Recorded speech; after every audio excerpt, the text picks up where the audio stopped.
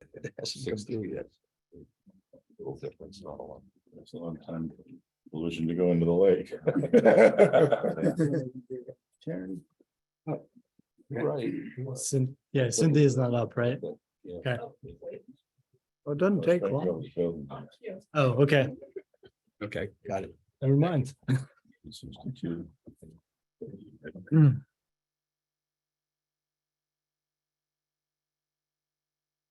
Done. Okay. Good evening and welcome. My name is Kyle Stone and I call the May 24, 2023 Park Authority Board meeting to order. Virginia law authorizes the remote participation of board members provided that a policy exists to ensure that such remote participation is consistently administered. This board has approved policy 111. Any such remote attendance must be approved by the board as long as the physical quorum of the board is actually present. The remote participant is able to be heard by everyone in the room, and the remote participation comports with the policy. So we'll get started by verifying that the remote participants' voices are clear, audible, and at an appropriate volume for the meeting room, and a confirmation of their location. We have 3 members potentially participating remotely tonight, and right now, Dr. Carter is the only one with us. So, Dr. Carter, are you connected to this meeting remotely? Yes, I am. Thank you. This is Cynthia Jacobs Carter. And you're calling from where? I'm calling in from my home in Franconia District. Great. I move that Dr. Carter's voice may be adequately heard in this location. I second, Tim Hackman. And all in favor? Aye. Okay. We'll then pursuant to Park Authority's policy 111 for remote participation in public meetings. I move that Dr. Cynthia Jacobs Carter be permitted to participate remotely in this meeting because it comports with the policy we adopted. Physical quorum is present here at the Park Authority Boardroom 9th floor Harry Building. Do I have a motion? Tim Hackman, I second. And all in favor? Aye. All right, we can then get started. And Dr. Carter, your committee is on first. Wonderful. Thank you so very much. So the committee, of course, consists of me and Ron. And hi, Ron. How are you? Is he on? Oh, 1 second. No, volume doesn't.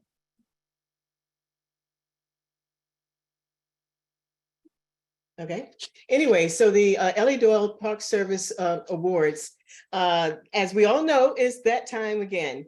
And first of all, I thank Allison and everyone who has been working to pull this together up to this point. Thank you so very much.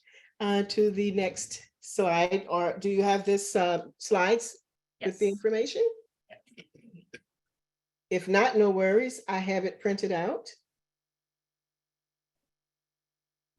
Okay, so I'll just move forward.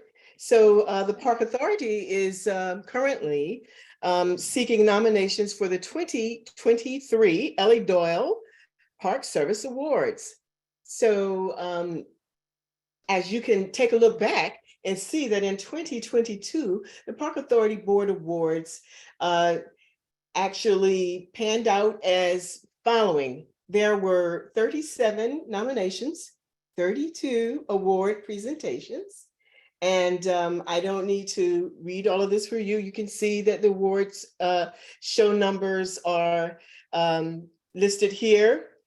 We had 1,086 people who viewed, and that is absolutely wonderful, fantastic. And I can tell you right now, they would not have fit into our venues and that we've used in the past. So this worked out to be quite a wonderful public view of the web page. So I will say also, there were many comments received as well, as you can see toward the end. Okay, next. So the awards will be as follows. You can see them listed there. The Ellie Doyle Park Service Award, Special Recognition, Youth Student Award, the Harold Strickland Partnership and Collaboration Award, Male Stunts, Cultural Stewardship Award, Sally Ormsby Environmental Stewardship Award, Justice, Equity, Diversity, and Inclusion Award. There's the Chairman's Choice Awards, Park Foundation Econ Philanthropy Awards, Outstanding Volunteer Awards, and all nominations are due by Friday, June 23rd, 2023. So you can see here that the nomination form is available online, and it is by Survey Monkey. You'll see that link below. Next.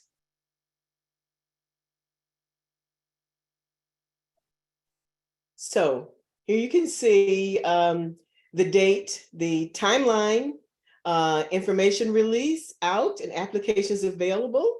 That was as of the 10th of May. The Aiken Awards publicized, shared with the channel on Channel 16. That will happen on June 5th. Nomination packets will be sent to the park board on July 7th.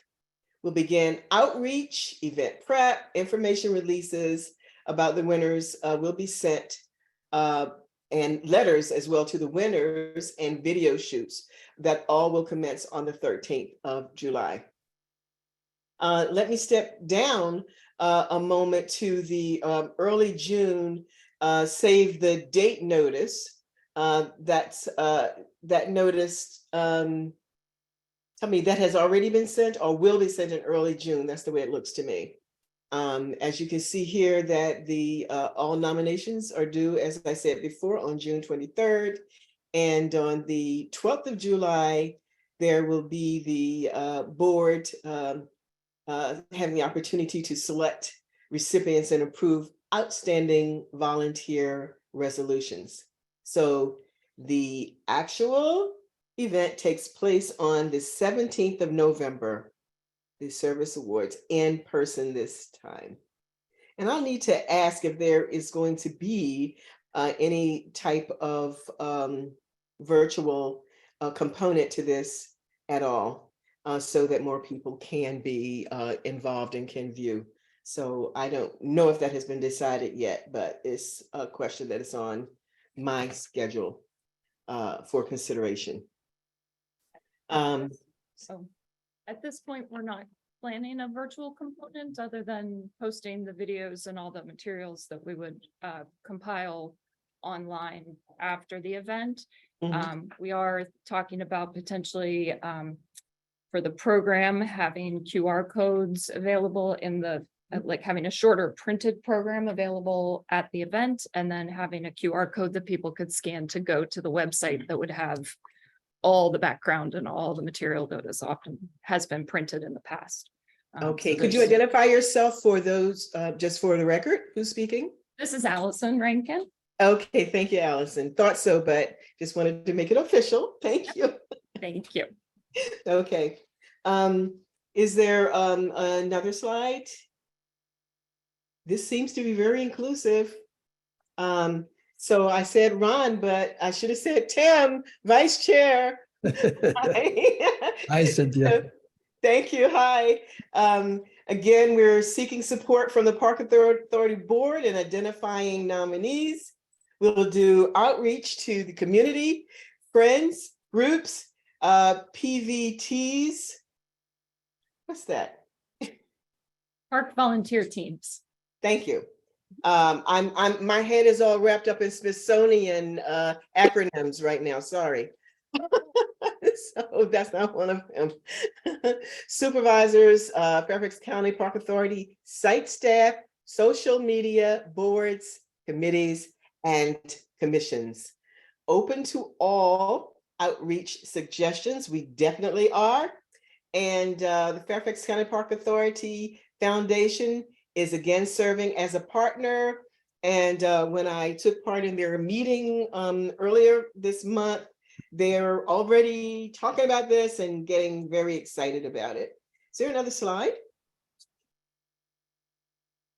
Well, now this is your time in case you have any questions. But before we do that, let me see, is there anything that our vice chair would like to add? Yes, just thank you, Cynthia. Just as Tim Hackman, just one thought, and that was it would be helpful if we would have as a resource some list of prior winners of the awards so that we can see if there are obvious candidates who, in our opinion, have been should be nominated and haven't already received an award in the past. So, I believe there Oh, is that a sounds list good. posted on the website, okay, wonderful. linked Thank on you. there of previous winners. Okay, that's good to know. Ron Kendall, Cynthia, do we have a location yet?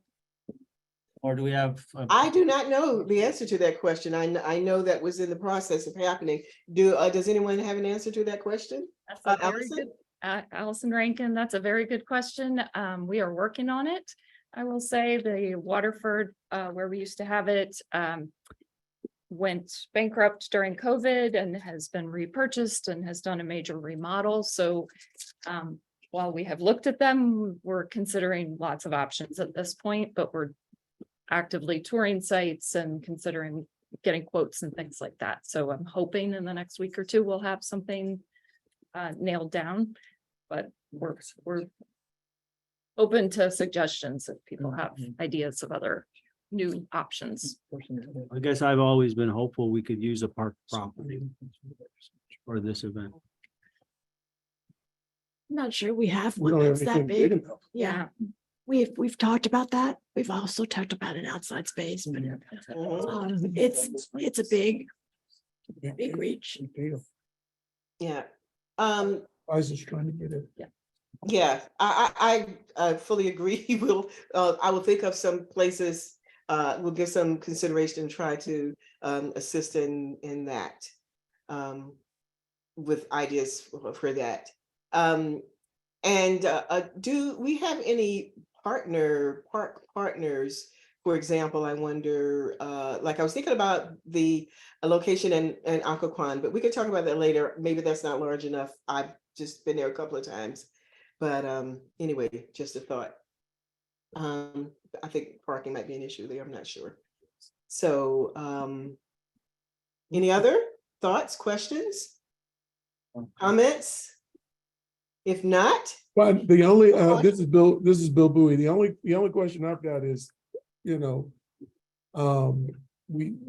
bifurcated it a couple of years ago. We did a big outside event that worked out pretty well and an inside event. Are we absolutely wedded to having this thing in November? Couldn't we have this thing outside in another part of the year if we planned ahead? we did talk about that, didn't we? Be under a tenant at J. Cole, to be under a tent. We were just talking about it at Green Spring Gardens, Yeah. but it wouldn't be in November. We moved it to a different time of year. Mm-hmm. Just something to consider, and you I think can it's something just to get a whole consider. lot more people outside and. Right. To accommodate inside. It would be a lot more parky. It would be. Right. Technical. And I It think is. it could tend to maybe be a little more cost effective, possibly. Acronym for that parky. Yeah, sounds good to me. Something to consider, definitely. Any other thoughts? Well, then, I thank you, and we will call this meeting to an end for the awards committee. Thank you all very much, and I appreciate everyone's assistance on this. Thank you. Thank you, Cynthia. I don't know if we could have it at Green Springs, though. It'd be too convenient for Ron. I'd walk. We've got Faisal and Mike, is that right? Faisal, you on? All right. Are you, Mr. Khan, are you connected to this meeting remotely? Yes, I'm participating from my residence in Providence District. Thank you. I move that Mr. Khan's voice may be adequately heard in this location. Tim Hackman, I second. All in favor? Aye. All right, motion passes. Mike, are you there? Yep, okay. Mr. Thompson, are you connected to this meeting remotely? I am indeed from Austin, Texas. Nice, hee-haw. Great. I move that Mr. Thompson's voice may be adequately heard in this location. Tim Hackman, I second. All in favor? Aye. Aye. And do I need to do that second thing again then, right? Okay. Pursuant to Park Authority's policy 111 for remote participation in public meetings, I move that Mr. Faisal Khan and Mr. Mike Thompson be permitted to participate remotely in this meeting because it comports with the policy we adopted and a physical quorum is present here at the Park Authority Boardroom, 9th floor, Harity Building. Do I have a motion? I second. All in favor? Aye. All right, let's get back on track. Ken, you're up. Ken Quincy, I call the Planning and Development Committee to order, and who's up? There we go. Hi, everyone. I'm Sam Hudson, the Assistant Division Director for Planning and Development. Stephanie's going to take the lead on the presentation. However, I did just want to take one brief moment to introduce Randall Farron. He's our new Park Planning Branch Manager. So Welcome.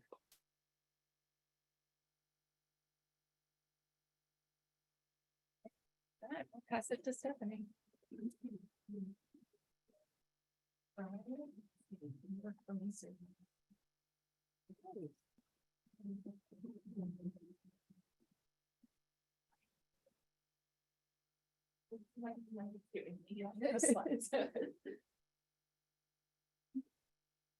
Hi, my name is Stephanie Cornejo. I'm the Long Range Planning Section Supervisor. I'm delighted to provide an update on the Parks, Recreation, Open Space and Access Strategy, also known as PROSA. Today's update will focus on our second phase of public engagement coming up this summer, as well as looking at 2 real-world examples. So as we know, we're spearheading PROSA because of our Parks and Recreation System Master Plan and also the strategic plan. And more specifically, the strategic plan outlines an action step to develop and implement an approach to county park planning and capital projects that considers resource protection, service level delivery, equity, recreation, and community needs. And so just as a refresher on our objectives, the PROSA is a strategy that will provide a path for improved park access and provide a balance of recreational experiences. And additionally, PROSA advances the county strategic plan priorities. And to get there, we'll identify gaps in the 10-minute walk access to parks. We'll also look at determining complete park experiences, looking and taking into account active recreation, passive contemplative recreation, social recreation, natural cultural recreation, and define what types of facilities fall into these types of categories. Also, we'll examine habitat connectivity, and then we'll take all that data and information and analyze and prioritize park and recreation needs and projects with an equity lens. So currently we're in phase 4. We're excited to be gearing up for the second round of public engagement, at which point we'll be receiving feedback on the draft key excerpts of the PROSA strategy. And so we'll continue to provide timely updates on PROSA in step with the project timeline. So today we'll go over again some real world examples and talk through the second round of public engagement. And we'll be coming back in September to go through the final PROSA strategy report.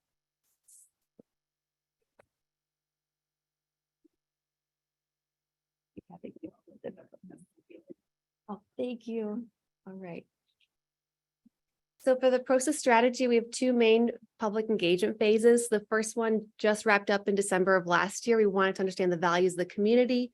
We asked, what barriers do our residents perceive and experience getting to parks and at parks? And we also asked about park experience types to understand their values of active recreation, natural cultural resources, and passive contemplative and social experiences. And so one of our key goals is to ensure that our engagement is capturing diverse voices in the community. And so we've been hosting focus groups between phases 1 and phase 2. And more specifically, our phase 2 will kick off this summer. We'll again release draft excerpts of the PROSA strategy. And those core elements to our phase 2 is similar to our phase 1. We'll have a project webpage that hosts a variety of information and resources and the recorded community meetings. And then we'll also host 2 virtual community meetings. We'll have a survey that focuses on the draft excerpts and asking key questions about them. We'll also conduct in-person outreach on weeknights and weekends across the county.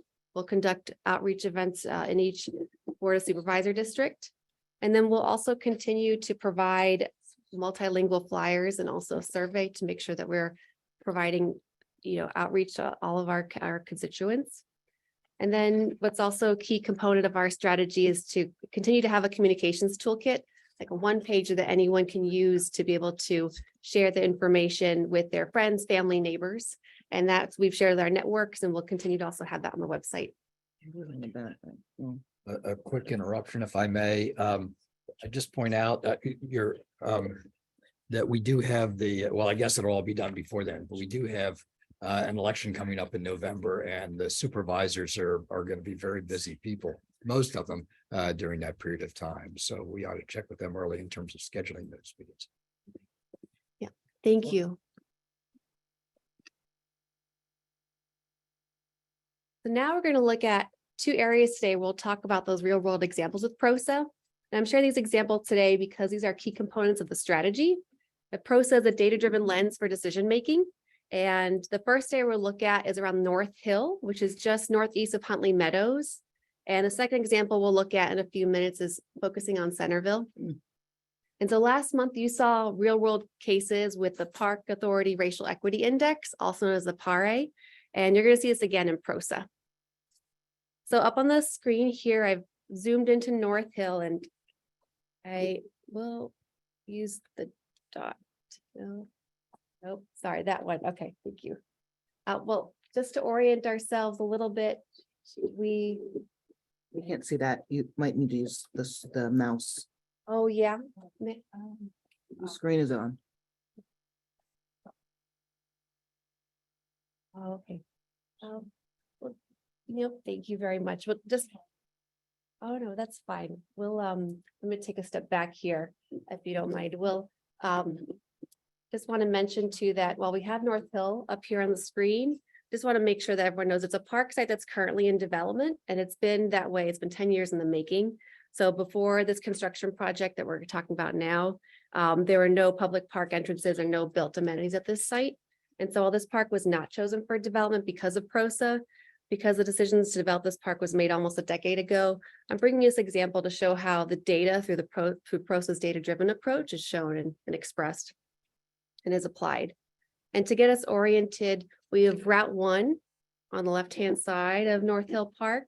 And if you could see on the screen, sorry, I apologize how small it is, but there's also Lockheed Boulevard, just the north of Huntley Meadows on the bottom left-hand part of the screen. Then all along Route 1, there is commercial businesses.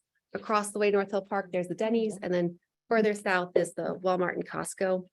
And also specific to North Hill Park, just below that, there's actually a recently developed multifamily and townhome affordable housing development that just came up at the end of last year. It's all part of it. It was all kind of planned together. Yeah, you're spot on, exactly, yeah. So I missed that first statement. I'm sorry, and I think it was important about, you were talking about why you chose to look at this one. Like, as soon as you flashed out, what was the first thing you said? It went, Oh, sure. We chose this park to show how for the PROSA's data-driven approach is expressed. And although this park site has been 10 years in the making. it would be appropriate for PROSA is what you're, got it. Yeah. Got it. It wasn't chosen because of PROSA, but it would be excellent if it would be an obvious choice for PROSA. Got it. Yeah, well said. Thank you.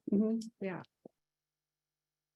And so with that, I'm going to add a layer here. And again, I'm adding in to get some context. We've had some context already, but really I'm applying the Park Authority Racial Equity Index, the PARE.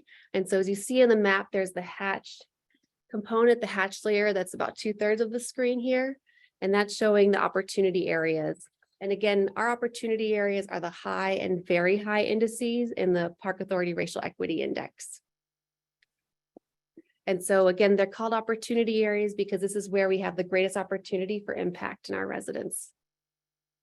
And then now I'm going to pull up on the screen a density map. We know for PROSA, the equity lens looks at where we can provide the greatest impact for our residents and also where can we serve the most people. And so on the right-hand side of the screen, you'll see a density and they look exactly alike on this screen, but other screens they're hopefully a little differentiated, but they are showing the high and very high denser areas. So that will be areas, residences that are in multifamily, maybe closer knit single family and also townhome developments. And just for clarification about the high and very high densities here, all these high densities here are 3- and 4-story garden apartments. They're not like skyscrapers. It's not Tyson's. Yeah, exactly. And so we know that with PROSA, with our equity lens, we're gonna now fold in the 10-minute walk access. So Actually, sorry, Oh, that please. raises an interesting point. So is very high and high density a consistent metric across, or is it very high for relative to that area? yeah, it's a great question. It's consistently spread across the county. So the Okay. county has metrics for high and very high density, and we're using that. Okay. So you would But see this it's is- much more solid across all of Tyson's would be considered high density. Okay, Very I high. think I'm kind of with. I think with Kyle on this, he's kind of saying, that's not actually really high density.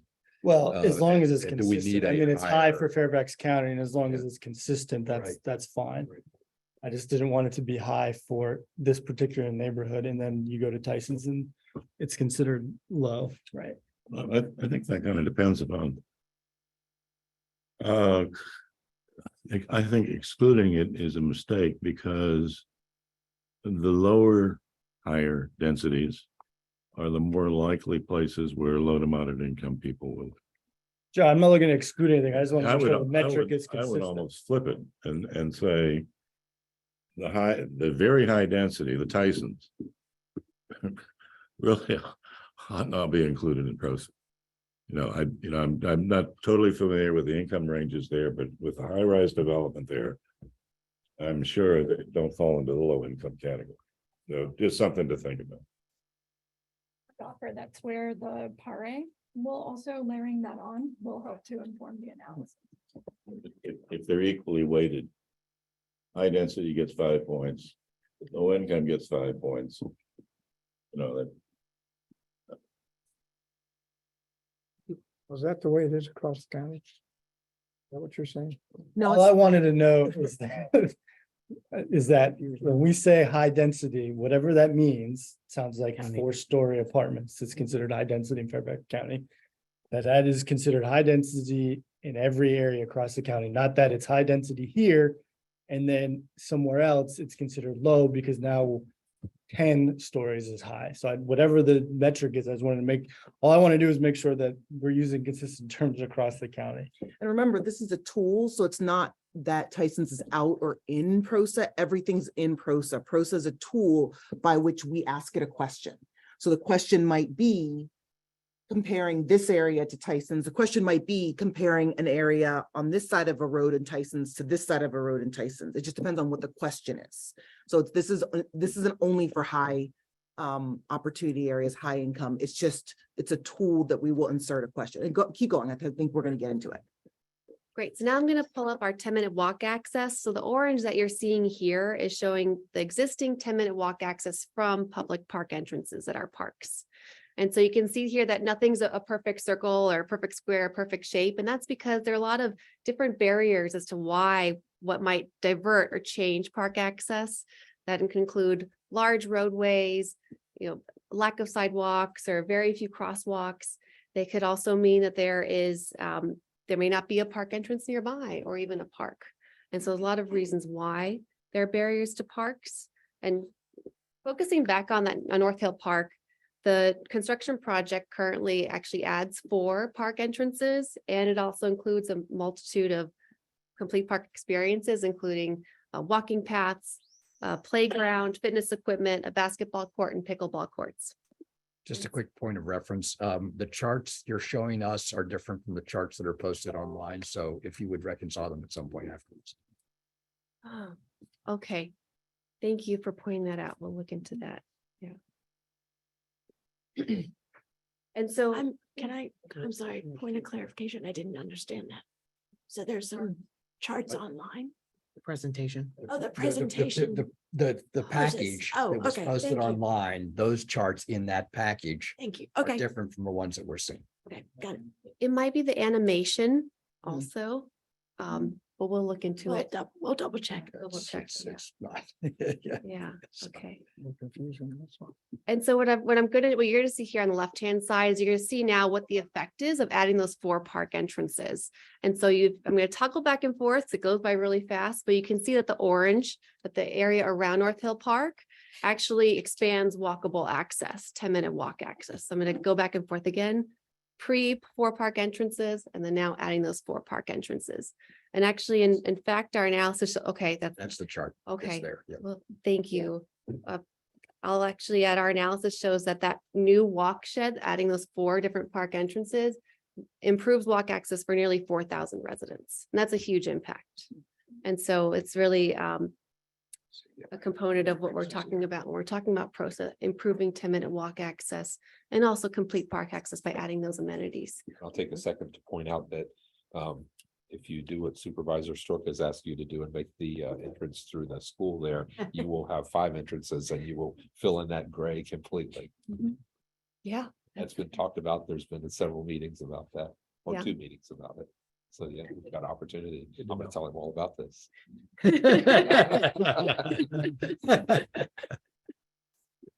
On the list. So we're gonna go one by one with those 4 components of PROSA. So we're looking to improve the 10-minute walk access. Again, in this particular example, in this particular project, it actually improves walk access to nearly 4,000 residents. Also, in terms of complete parks, by improving the park tech to provide different amenities, we're improving a variety of experiences that are now accessible for residents in that area. And while PROSA does look at habitat connectivity and looking at the quality of habitats, this project is focusing on access to parks and park experiences. And at this point, not improving natural habitat, but something that could be on the table in the future. And then, of course, last but not least, we're using our PROSA equity lens by looking at opportunity areas and prioritizing parks and recreation needs and opportunity areas, and also in areas with greater population. So let's look at another example. We're going to turn to the Centerville area, and just to orient ourselves, we have I-66. We also have US 28 and 29, and then Braddock Road further to the south, and also towards the center where 28 and 29 intersect, there's the Trader Joe's. Further south is the Cinemark, and then on further east is that Bolero bowling alley. And so now that we have some context, there's also a variety of businesses and residential areas here. And I'm going to add again our PARE, the Park Authority Racial Equity Index. So you can see that overlaid, and the green portions are representing our parks. And then again, those opportunities are the high and very high PARE areas. And so now, again, I'm going to include density on the right-hand side, because again, our equity lens is looking at both our opportunity areas and also looking at denser parts of the county. And so now we're going to look at the 10-minute walk access. And as you can see, there's 10-minute walk access in some places and then also not in others. And the 10-minute walk access is the orange polygon shapes that are emanating from our parks. And as we know, there's a variety of barriers that prevent walk access. That includes, again, highways, large roadways, arterial streets, limited pedestrian crossings, and also the street network itself. And also not having a park nearby or not having a park entrance. And so looking at this area, hypothetically, if we have $3 million for improvements to improve park access, we could do that in a few ways. We could, at some parks, where feasible, add a new park entrance or a trailhead at the lower end of cost on the spectrum. Or on the higher end of the spectrum, we could acquire parkland in areas where there aren't currently a park to make the greatest impact for residents.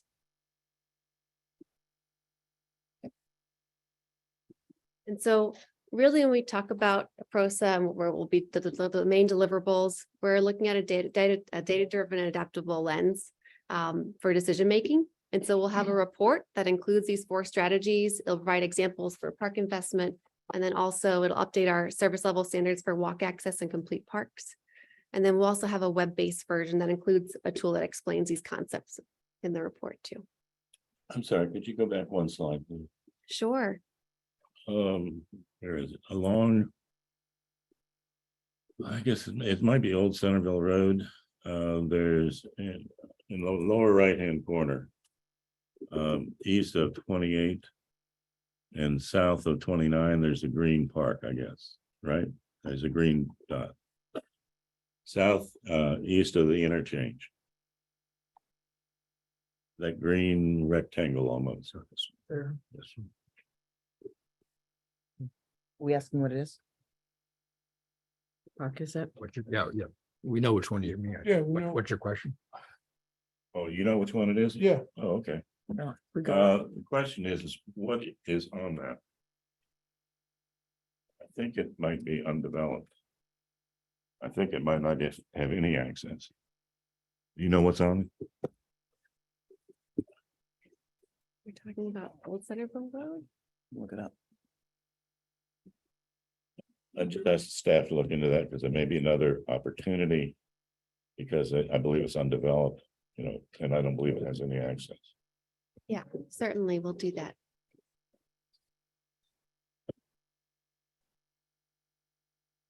Just one, as far as the tool you use to identify access when it comes to intervening streets and thoroughfares.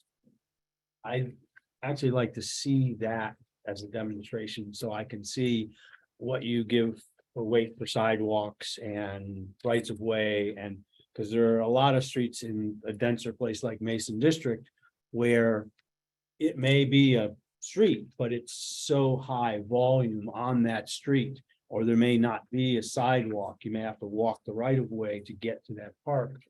I'd just like to make sure that that metric, that tool is accurate when it comes down to the street by street vision. Certainly, we could definitely do a demonstration on it. Yeah, and I'll add too that the data we're using utilizes the street network, so we're definitely taking into account existing sidewalks and safe passages.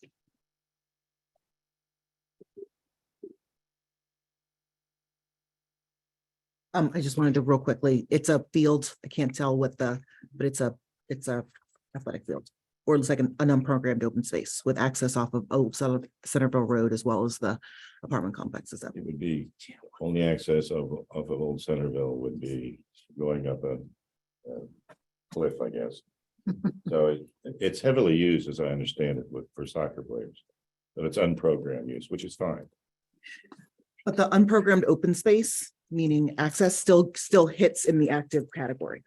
Doesn't have to necessarily be a striped athletic field, because you can still go out there and play soccer. So when they're doing the analysis, it's still clicking for active use, it's still clicking for passive use, because there's a way to walk around. It's clicking those boxes even though it's not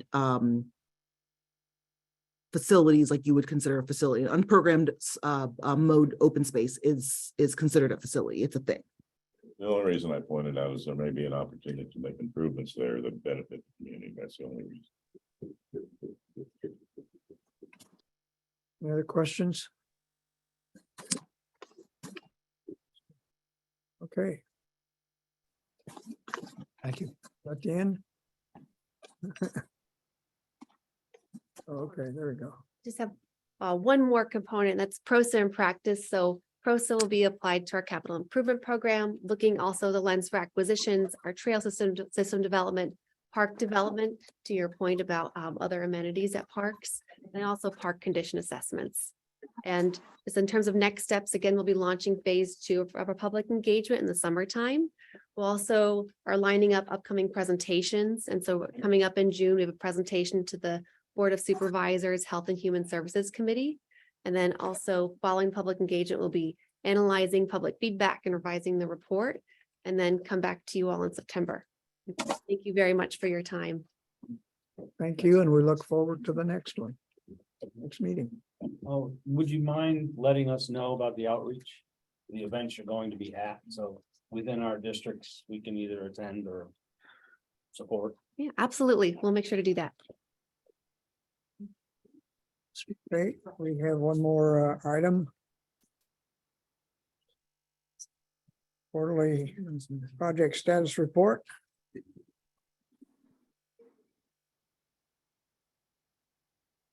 All right, I'm Paul Shirey from Planning and Development Division. I'm going to walk through quickly the completion report. And if you have questions on the quarterly status report, just contact me and I can answer that for you. Okay, so in Braddock District, this is really neat project that was just completed. It's the crossing over Acton Creek below the dam. And so whether or not we have a dam there in the future, we have to get up the hill there. And so this provided a cast in place concrete bridge, which meets the ADA recreational grade. So that gets you up the steep hill on the far side. This came in at $3 million and Heather Lynch managed the construction of it. This is a real critical project out there. So then right next door to that, on the dam itself, on the spillway, we completed a project to remove all the debris that was along the spillway crest there and to replace what are called the flash boards. Those are the boards that run along the top of that spillway and serves to raise the lake level about 2 feet in there. And so this added $146,000 and Alex Burdick was the project manager. In Franconia District at Trailside Park, last quarter, we had the master plan was approved to allow lighting at field 3 and 4. So this time we've gotten a 2232 approved through the planning commission. And now that was approved, we're starting work then on the construction of that. That'll begin this summer and should be finished up by Labor Day for actual installation of the lighting. Have I pointed out recently that that's the park that his son hit his first home run ever at? Duly noted. Okay, and Mason District. So at Glasgow Park, there was a renovation of the playground, removal and replacement with new equipment there. This came in at $180,000 and Kelly Davis was the project manager. And over in Providence at Burke, or not Burke, but Blake Lane Park, there was land acquisition. I don't know the whole history of this, but it's about 9.5 acres now that's parkland, and Cindy McNeil worked this out in real estate services. It's a long history. Yeah, I figured there was. I'm coming. All right, and another land acquisition was in the Acatang Stream Valley Park. So this parcel was 13.6 acres to a development process, and that's a missing piece there to close out the park, which extends now up to Route 50 there near Fairfax Circle. And Cindy McNeil also worked on that. And then over at Jefferson District Park at the golf course clubhouse, we utilize energy funds from the county to do LED lighting retrofits there. This was a $43,000 project that Keith Snyder and Isabel Villarreal implemented there. So that's another energy saving project. Over in Springfield, another major project was the Burke Lake Marina renovation. So this consisted of putting in terraced or stepped areas there so that the boats can be placed there, and then armoring with riprap along the shoreline. This came in at $965,000, and Isabel Villarreal again was the project manager on this one. Out of Twin Lakes Golf Course, in the clubhouse, we did another LED lighting retrofit. This was with countywide energy funds as well as the Jefferson project. And this was again a combination of Keith Snyder and Isabel Villarreal. And then over in Sully District, as part of the I-66 corridor trail, using transportation funds, we paved a segment of that trail system, about 2,000 linear feet. And Alex Burdick worked that project, and it came in at $140,000. So that's it for projects. Any questions? Questions? We have any, we can contact you, huh? Yep. Okay. Thank you very much. Thanks. There's nothing else to come before this committee. I will hereby adjourn it. You're up. Time to go. Hello, everyone. I'm Abna Adu Houghton, and I'm Vice Chair of the Resource Management Committee. I'd like to call the Resource Management Committee to order. Today we have two presentations. We will start with an update on the garden plot program. Great. Well, I will introduce Mary O'Lean. Mary is our Historic Sites and Horticulture Branch Manager with the Resource Management Division. And she's going to be sharing an update to our garden plots rules and regulations. And the presentation was prepared along with our garden plots coordinator over at Green Spring Garden. So Mary. Thank you, Laura. Good evening, everyone. It's good to see everyone this evening. So we can have the next one. Oh, I can do it. Wow. There we go. Okay, just some very basic statistics about the garden plot program. We have 11 locations now in every supervisory district except Springfield, and I was informed today that also Sully has no garden plot locations.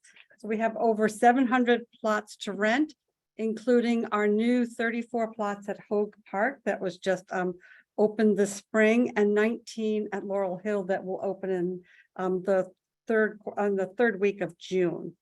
So currently the fees for the program are $140 for the large plots and the large raised beds that are going in at Laurel Hill, and $80 for the small raised beds at Hogue Park. And then for more information, we have a whole breadth of information about the garden plot program. We have the website here that you can, and if that's not an active link in your materials, we can send that to you. So tonight, I want to tell you about two recommendations that the staff is making for the garden plot program. So years ago, we developed the rules and guidelines, and so that has been our guiding document for how we manage the garden plots and help the gardeners know what they can and can't do. So at that time, we allowed woody plants, and since that time, this is 2008, 2009, when we developed that program, that we allowed woody plants, but we now know that they are just a bit disruptive in the program. And then also due to the high number of people that are on the wait list, we're looking at limiting the rental period at Laurel Hill to 5 years. So for the Park Authority budget, there'll be no fiscal impact to limiting the number of years. And also eliminating woody plants will likely save funds on raised bed repairs, as well as staff time for clearing abandoned parks. So why ban the woody plants? So we know that you can have, apple trees, peach trees, raspberries, blackberries, blueberries, and those kinds of shrubs that are popular for some. One, our guidelines say you have to keep them under 6 feet. That's very difficult to do. And if you look at this tree in the illustration, you can tell that that's more than 6 feet tall and would probably fill up a pickup truck if you had to take that down. So the woody plants shade other gardeners, and they complain about that from time to time. And if you have trees in your yard, you know that trees can encompass a fairly large area, can encompass the entire plot. They are 20 by 30 plots, as well as interfere with gardening for the neighbors. If you have blackberries in your yard, wineberry, raspberry, you know that they can be kind of obnoxious to manage. It's no different in the garden plots. Sometimes they come in from the edges, and sometimes it's the expansions from people who have planted them. Then in our brand new raised beds, which we are opening this year, woody plants will compromise the integrity of those raised bed structures. So another issue is that when we rent our plots, we rent them in the condition they are in. So that means that the gardener would have to clear out those trees and shrubs, and that can be expensive if you have to hire someone, or pretty physically demanding if they're pretty large. And then also it's difficult to re-rent those plots if they have woody plants within those plots. And then managing the garden plot demand. It is still a very popular program. And so we have maintained well over 500 on the registration list, wait list for many, many years. It's now up to over 800. That's one of the reasons why we're looking at limiting rentals at Laurel Hill to 5 years.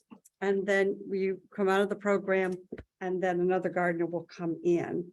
So at Laurel Hill, they will not have to invest in raised beds as a gardener. They will not be investing in fence material as a gardener. So their investment is less than someone in our traditional plots who might have built their own raised beds or put in their own fences. that it will give more access to Fairfax County residents. And especially since the demand for these plots is still very strong. And these, the Park Authority, like I said, made the investment in these beds. And so I think, unfortunately, I grade my picture there so that you could read my text, but if you get a chance to go to Laurel Hill, it really is a beautiful location. So what are we doing to help reduce the high number of people on our wait list? Back in 2008, we limited to 1 plot per tenant household. So at one time there had been 2 and 3. So we limited people to 1. We regularly inspect the plots to remove renters who do not follow the rules. And the key rule is they're not gardening. Their weeds have gotten really deep. So if they haven't planted by May, if they haven't managed their weeds before August, then chances are they'll be given a couple of warnings. And if they don't comply, then their plot will be re-rented to someone else. Due to the robust Excel spreadsheets that Patricia maintains, we're able to identify those vacant plots very quickly, offer them to the next person on the registration list, and get those plots back to gardening as quick as possible. So we look for potential new sites for garden plot locations. One that may lack a master plan designation, that park area can be used for garden plots, so there might be a change needed, or we may not have the funding to implement, to add water, to add parking, to add at least a couple of accessible plots. We do work with local partners to identify other locations on non-county land or non-park land, and that is with the Partnership for Healthier Fairfax, as well as the Urban Ag Council.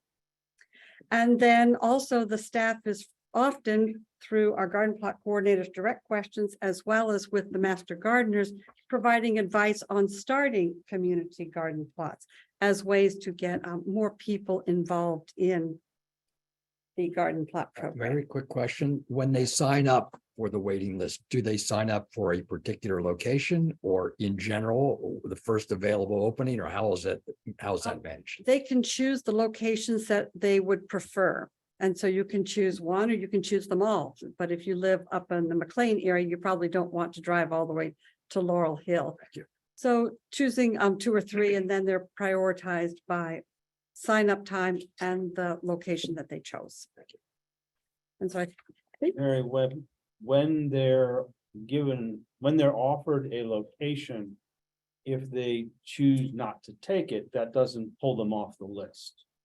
no, and so I have to ask Patricia for sure. They can for sure go back onto the wait list at the bottom, but I'll have to ask her for sure, because it could be situation dependent. Somebody may say, I have an illness right now, I just can't garden. So they might say, hey, we'll put you back on the list. But otherwise, most of the time they've been on the wait list so long, they've either forgotten or lost interest. And so then would not go back on the wait list.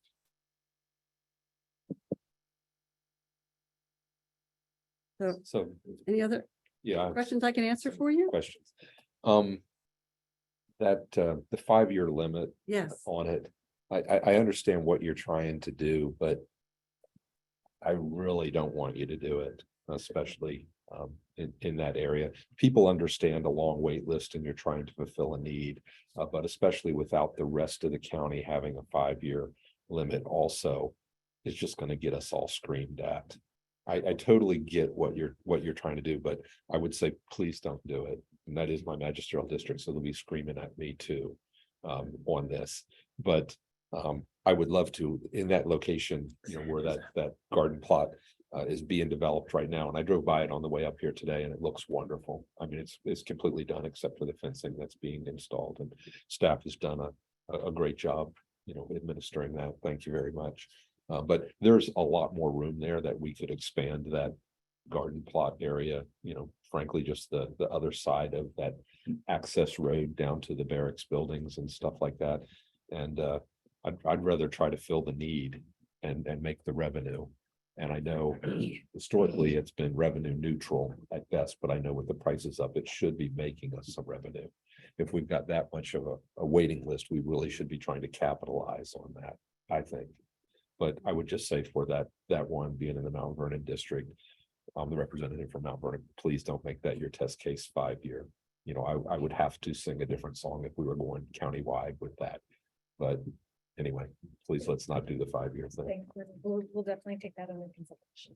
And Hoag also has a limit too, right? Theirs is a 1-year limit, and so that's to turn that over quickly.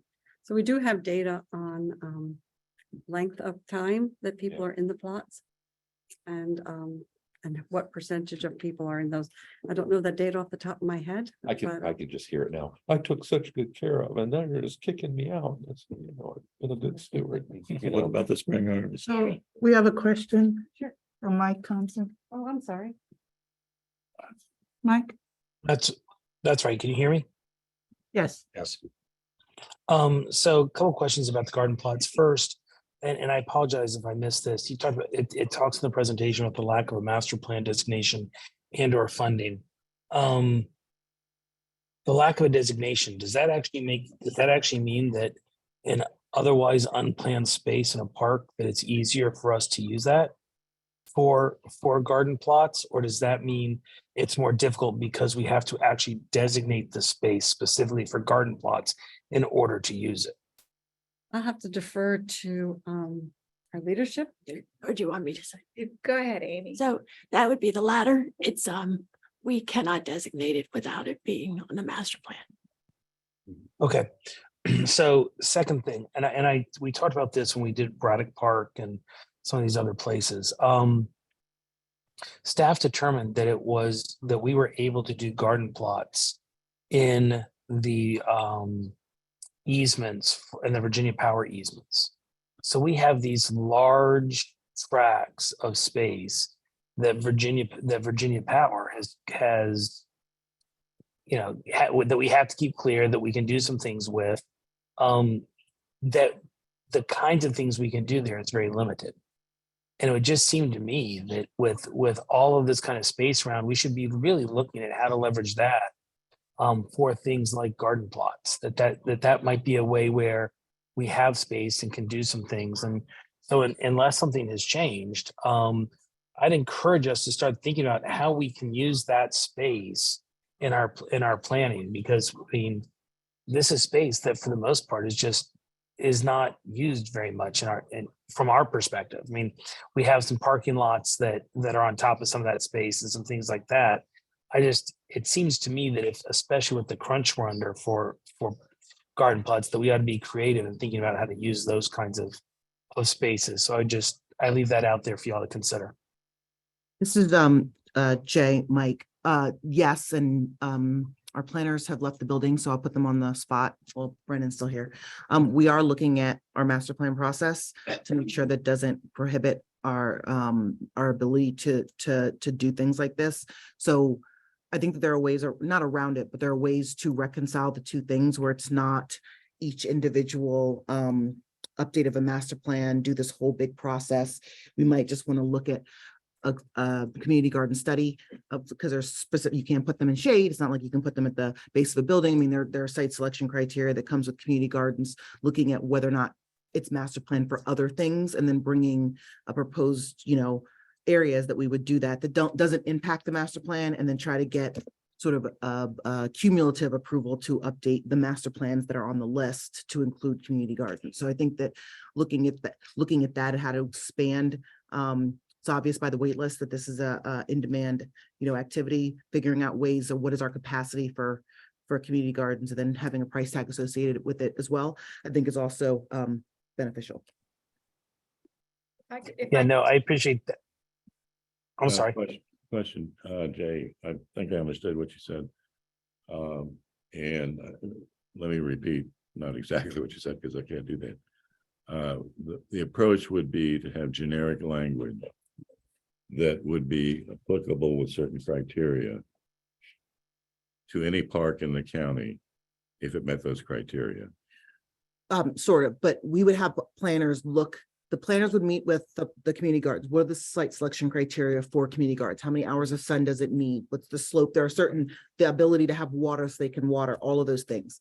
And then they would look around sort of like any of our other specific studies for pickleball, ball fields, dog parks, all of those other studies, and look at where there are areas that aren't currently master planned for another thing. Because that's really where the master plans start to do this, is where you want to put a community garden where there's a master plan for a soccer field, or there's a master plan for a playground or something like that. So look and see how many spaces do we have available, sort of compare it with the need, because they have a wait list. And so we want to look at what geographic areas by address are people sitting on the wait list. So there's a lot of factors to put in. So where is our biggest need for community gardens? And if there are parks that we can come back here and say, we are recommending a minor amendment to the, I'm making words up because they're working on this, the planners. So don't take any of these of a new process. These are the 6 sites that we have we have identified. We looked at the wait list. They will serve this many people. They do not impact other activities planned for this. We're not taking down John's Forest. This is a really great opportunity for community gardens. We could bring 6 sites and say this action amends these 6 master plans to include now the community gardens. And we could do one public meeting to talk about, that kind of a thing. But I don't want to make it seem like because it's not in the master plan that it precludes us being able to put it in a park. And then we There can are ways also have around a it. PROSA overlay, obviously, on our decision in terms of implementing, right? Correct. I'm sorry, back- With regard to Laurel Hill, if that is an area where you're experiencing demand beyond the capacity. We've got Park Authority's got, I don't know, 1,500 acres down there.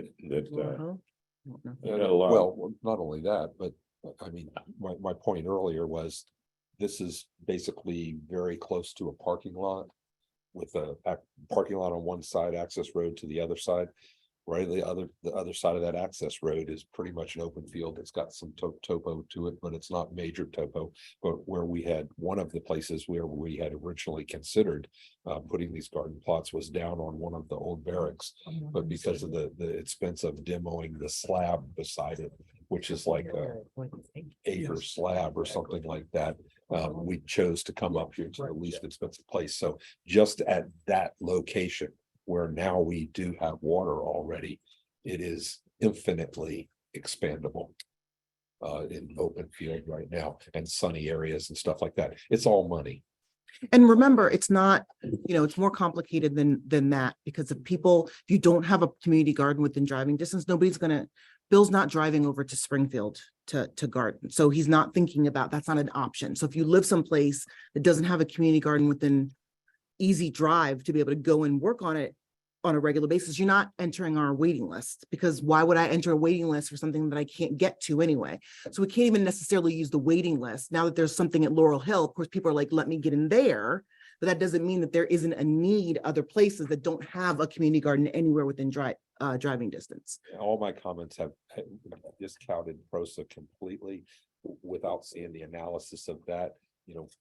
Frankly, once we see the analysis, we may not want to do anything else over there. But I'm just saying, for the site that we are using right now, that site is expandable if there's need for expansion.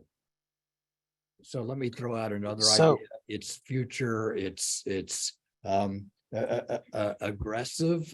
It's potentially capital demanding, but it may not be. And that is indoor vertical farming with partners. A lot of empty space around in buildings. Lot of people who might be willing to help with an indoor vertical farm, given the pent up demand, and maybe there's a partnership opportunity there. So Somewhat limited what you can grow in that kind of environment. clearly, yeah, right, yeah. I made a comment earlier about the profitability of lots. What is the financial model right now? Does it make us money at this point? Is it still just revenue neutral? I know we somewhat dramatically raised the price of them a few years back. Day-to-day operations is probably approaching revenue neutral, but investments. Well, investments kind of never did. Not making them. No. We're not making. Mike? Talked about it. Yeah, so the other part of my question, which and it can just be an acknowledgement of, yes, we'll look at it, but these right of ways and things like that, if we could also include, I mean, just again, this is open land that's been cleared, that not all of it is going to be perfect for this kind of stuff, but some of it may be a great solution. And it's all over the county. And I just would hope that we would look at some of that kind of space. We can definitely take a look at that. And again, I think with the planning processes that we have in place, making sure that there's that consistency. There's always challenges when putting things within the easements, with fear of them actually having to come out, but those are some things that we just have to take into consideration, weigh those risks. But yes, Sure, but we've, definitely take those into consideration.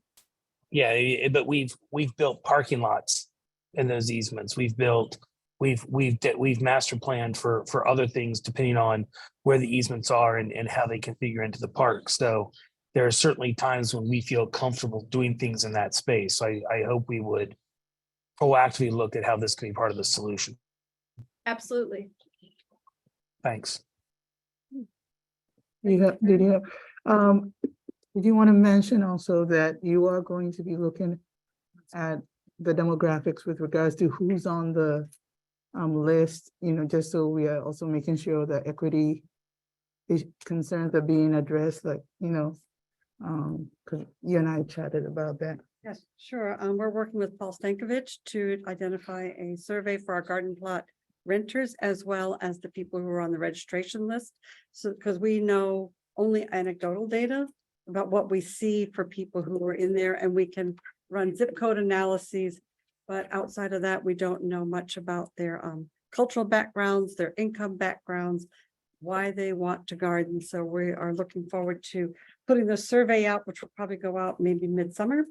And then to take a look at that and see what kind of information we can get to look at those equity and diversity questions.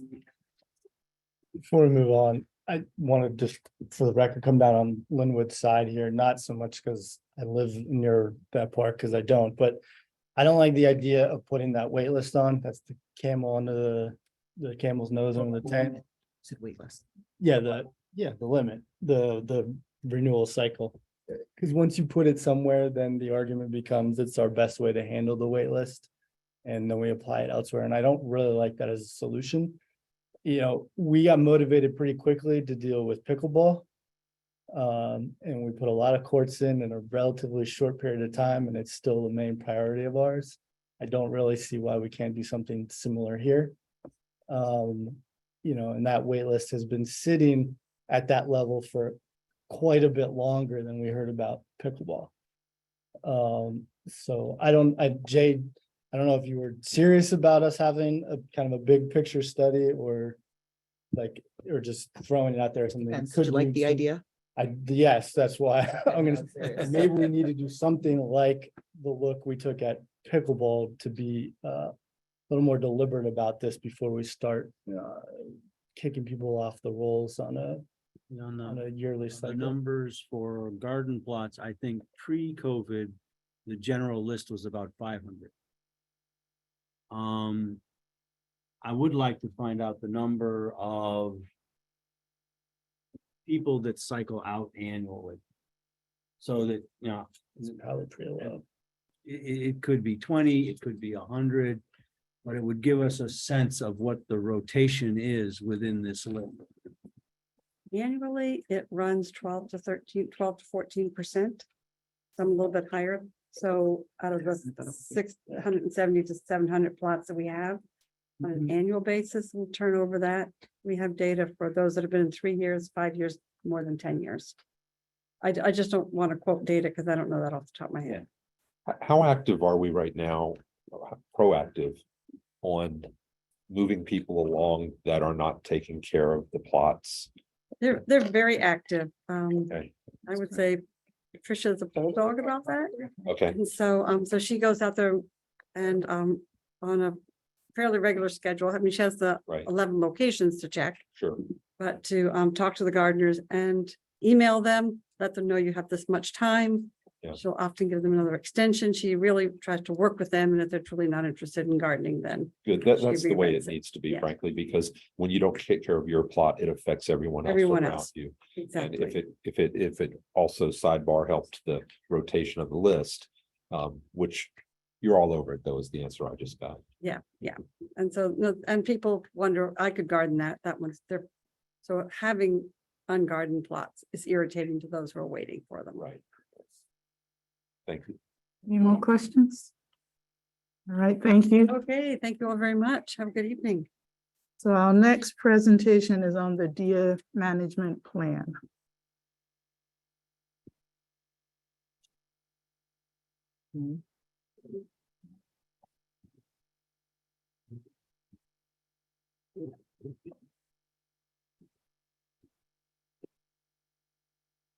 Good evening, everyone.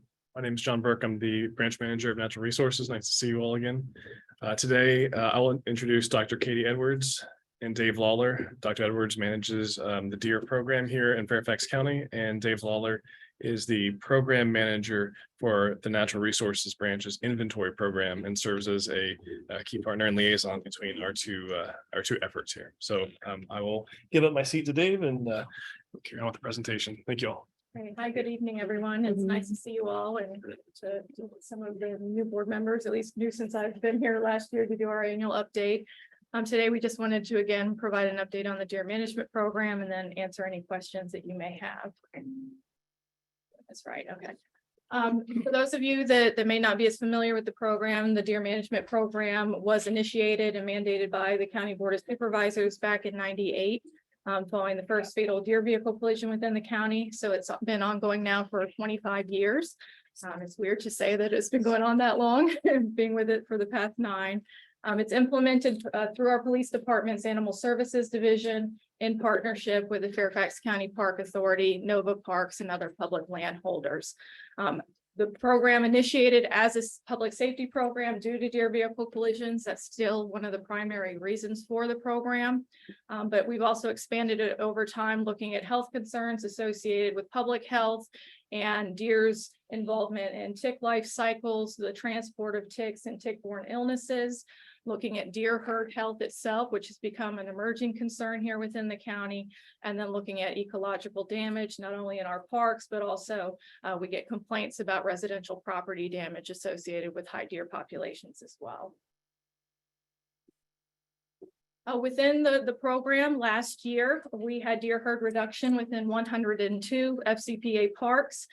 This was through 2 management methods, the use of our archery program and sharpshooting through the police department. Within county parks, 534 deer were harvested.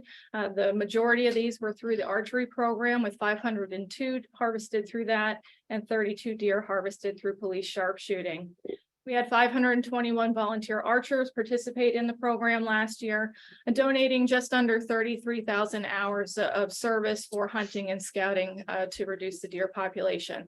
This is a reduction from the participation effort last year. It's about 5,000 hours shy of what we were at last year. We think that's primarily because we had a pretty mild and warm, even winter and fall, which is the primary time that people are out in the field. So not as much participation during those months of the hunting season. We also, unfortunately, did have the first CWD positive deer detected within the county.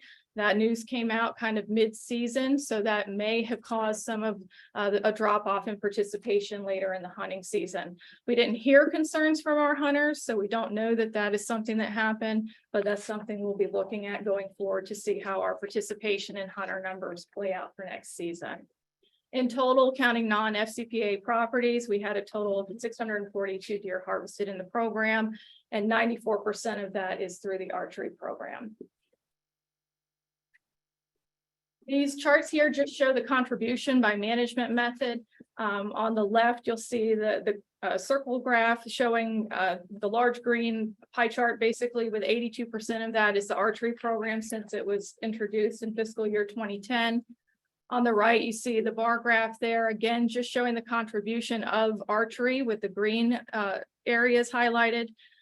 Essentially, we added this program back in fiscal year 2010. We added parks incrementally and really expanded the program in like the 2015, 2016 timeframe. So we saw a very high increase in harvest levels during that time.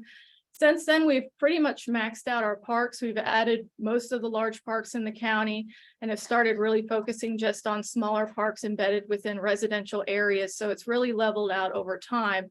And we are seeing that harvest is slowly declining year after year, which is indicative to us by looking at that and other metrics that we are having an impact in reducing the deer population steadily over time through the program. Do we have any kind of like catch per unit of effort metric? We do. We actually were just looking at that for a presentation we're giving in June. And so we have looked at the harvest levels with hunter participation. And we're seeing again a declining trend, as well as when we look at how long it takes to harvest a deer. So yeah, that's going up. So we're seeing everything pointing in the right direction. We're hearing from hunters that they're having fewer observations of deer. We're hearing positive impacts from people surrounding the parks finally, that they're seeing improvements in their properties. Dave can attest to some of the ecological benefits as well that we're seeing, but it's all pointing it in that positive direction.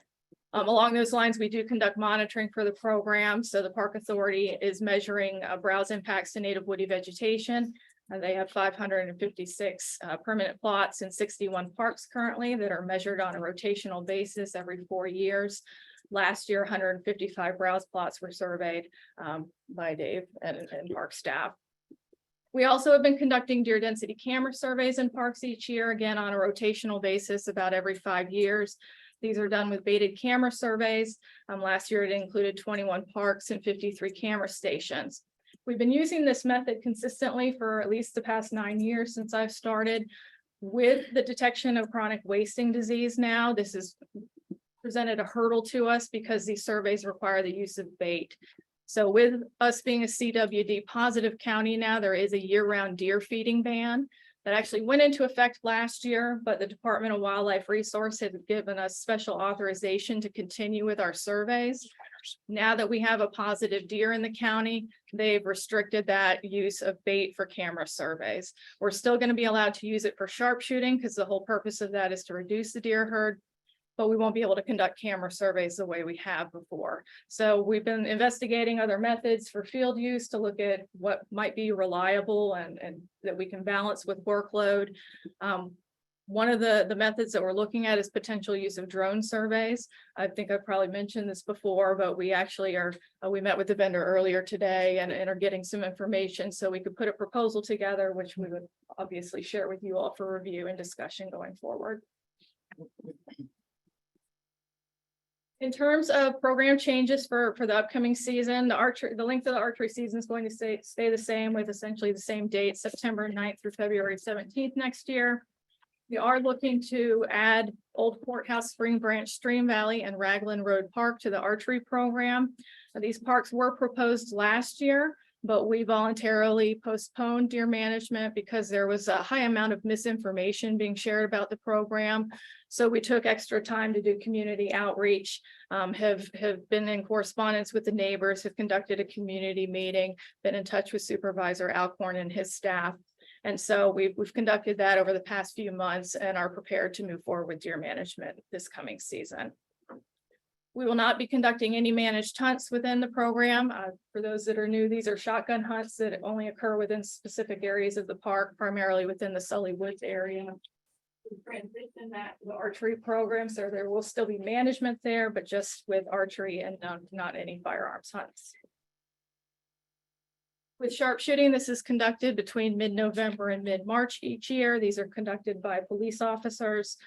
We bring in extra security staff to secure the parks on those nights. We do have quite a bit of proposed changes for that. So within the Drainsville district, we're looking to add Bull Neck Stream Valley, Spring Hill District Park, and McLean Hunt Estates, which are all essentially a contiguous area. Within Hunter Mill, looking at Foxstone and Waverly Park, which are adjacent to each other. And then Lake Fairfax, looking at sharpshooting in the late season following archery. Lake Fairfax is already in the program, but we're looking to shut down archery at the beginning of the new year and then follow that with sharpshooting. We do have one change since we prepared this package. We were proposing to add Nottoway Park within the Providence district.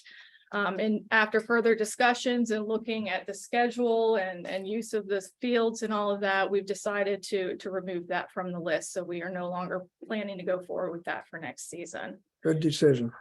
We also have multiple parks on there, Bryn Mawr, Grove Point Park, Frying Pan, Drainsville Tavern, and Huntley Meadows that have been included in prior years, which we will also work into the program, assuming we have enough nights and staffing to fill that schedule. So Nottaway is not gonna be part of archery. Clearly you recommended it because it was a park you thought needed some pressure applied. Is that one that we're looking at using police sharpshooters in, or are we completely off? It was proposed for sharpshooting. Okay. So yeah, just based on the layout and the field use, we Got it. felt that sharpshooting was more appropriate. But looking at the schedule and the use of the fields into the night, we know there would be a lot of outreach needed for that. So it's something that we just Got it. aren't able to fit in at this point. Last year, some of those parks were, or some of those fields in the park were used every single night until 9 o'clock. That's right. So it's a little restrictive and complicated, so. Gotcha. Okay. Usually we can work around that, but that park has very That heavy would- use pretty much every day of the week. So it would definitely cause an inconvenience for those park users. In terms of notification, we send out letters to immediate park neighbors. We send these out just after the 4th of July holiday to inform them of parks that are going to be added to the program. Last year, it was close to 24,000 letters. We'll be doing that again this year. We update a narrated webinar that's posted on the Deer Management Program website in August of each year. So we'll be doing that. That'll be left up year round so people can access that. We do a variety of local meetings. If we hear concerns from HOAs, we'll meet with them individually, civic associations. We will put out a press release just prior to the archery program starting in September. And then we have numerous other forms. We have the county website. We have different kind of PSAs and videos we've created through the county OPA and have shared that through Channel 16 as well. So a variety of information that's publicly available.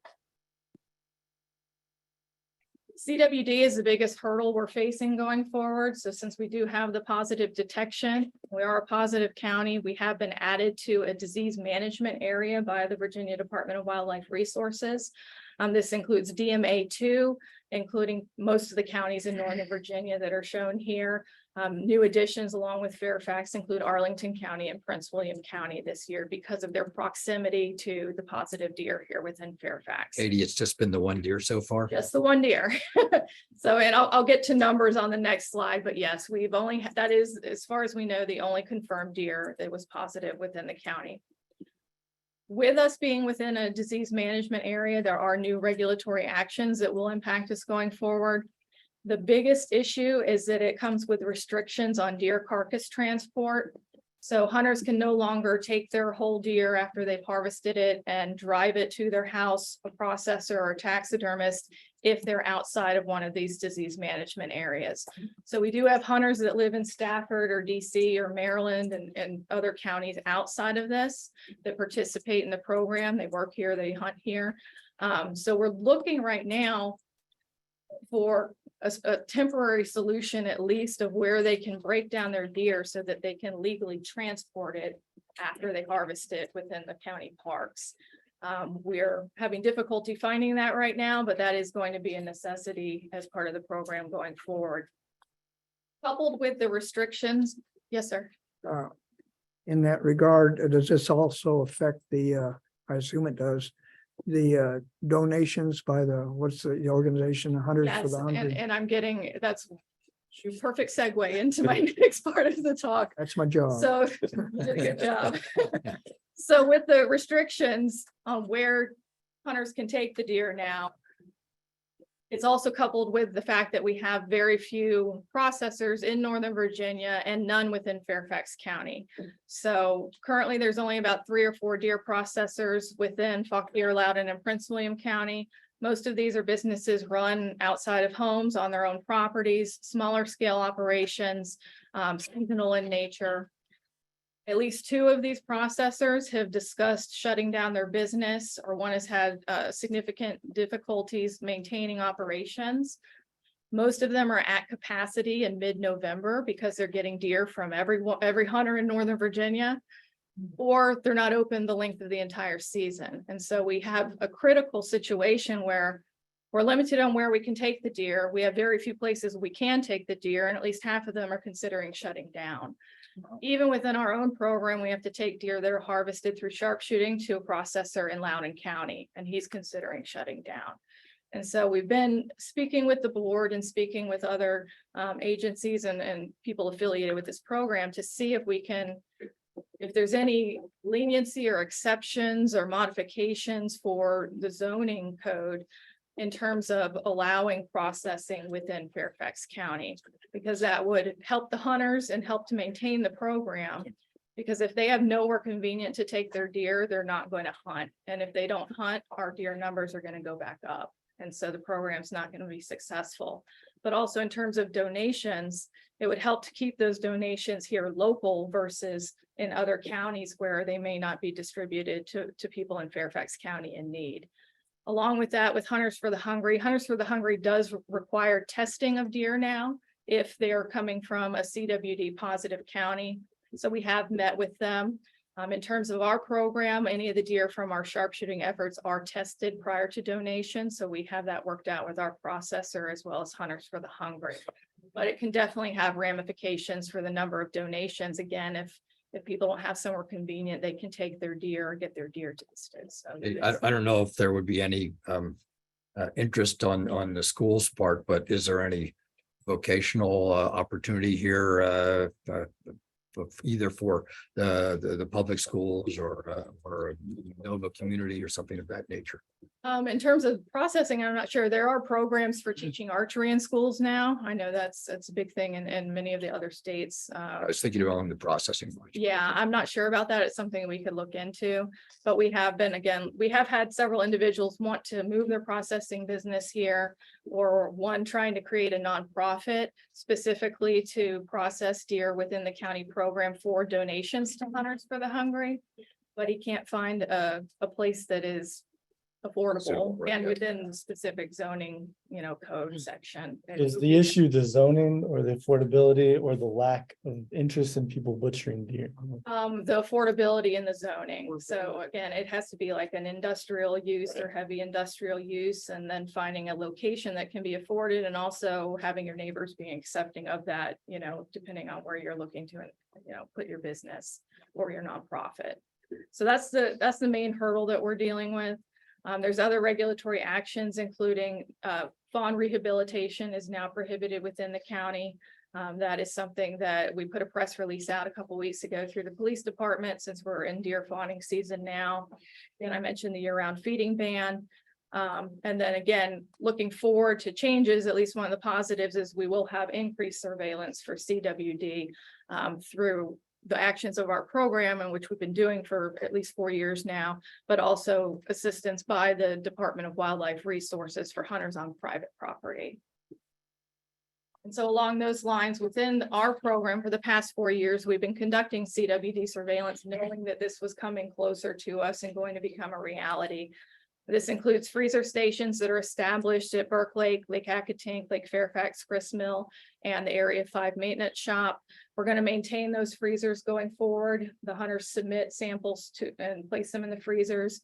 We basically process that for the testing and send it off to a lab in Wisconsin, and then they let us know the results.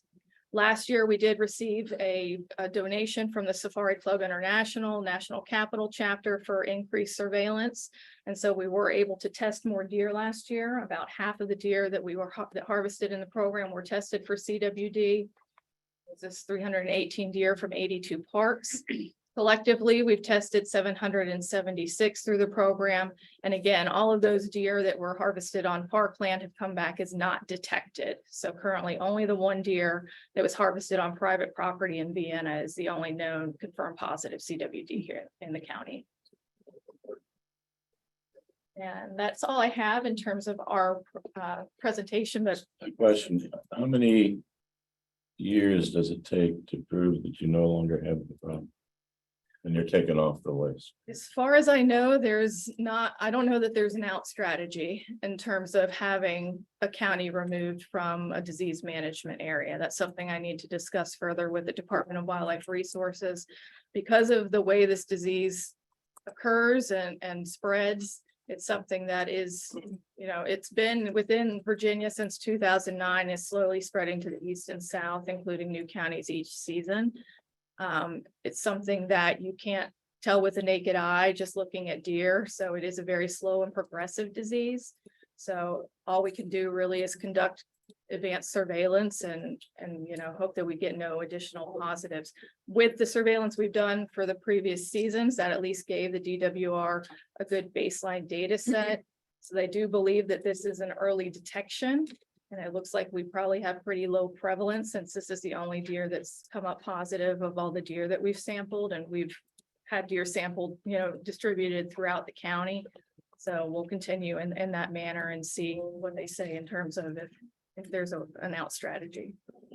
Now, you mentioned Department of Wildlife. Are you talking about the state or?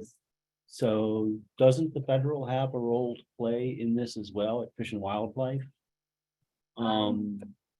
They don't manage it actively at the local level, so the State Wildlife Agency has purview for management within the Commonwealth. Fish and Wildlife Service and other agencies are definitely involved in the research and providing best management practices for CWD surveillance Grant management. programs, I would expect, Excuse me? in grant programs. Yeah, there's large scale initiatives for funding that are divvied out to the states. So that is happening at the federal level. I didn't mention, I forgot to mention in the presentation. So along the lines, we have a parkland for the county program. The DWR will be placing freezers, at least 3 freezers in the county for hunters on private property so that they could submit their deer at no cost for testing as well. So we're working with them, looking to put those at local fire stations, and we're working that process out now. So that is, what we're doing, but the federal monies is not coming to us. It's something that the police department is been gracious and helping to increase our program funding for this, and then also looking at donations from the Safari Club or any other entities that assist in that manner. Linwood, after you, Mike has a question. Go ahead. Mike, you want to go first? I can wait. Thanks, Linwood. My recollection is that when the program started, I remember going to, I think it was probably in the main government center building, a community meeting about this, and there was a lot of opposition. I don't want to, the crowd might have been 50-50, maybe a little bit more opposed, and that was probably a decade ago. I'm curious, has the community become more understanding of why this needs to be done, or are you still getting lots of pushback? Overall, I would say that the community in Fairfax County has become much more accepting of the program. I mean, it's been going on for 25 years. We have a lot of these parks that have been in the program, at least with archery, since 2010, 2011.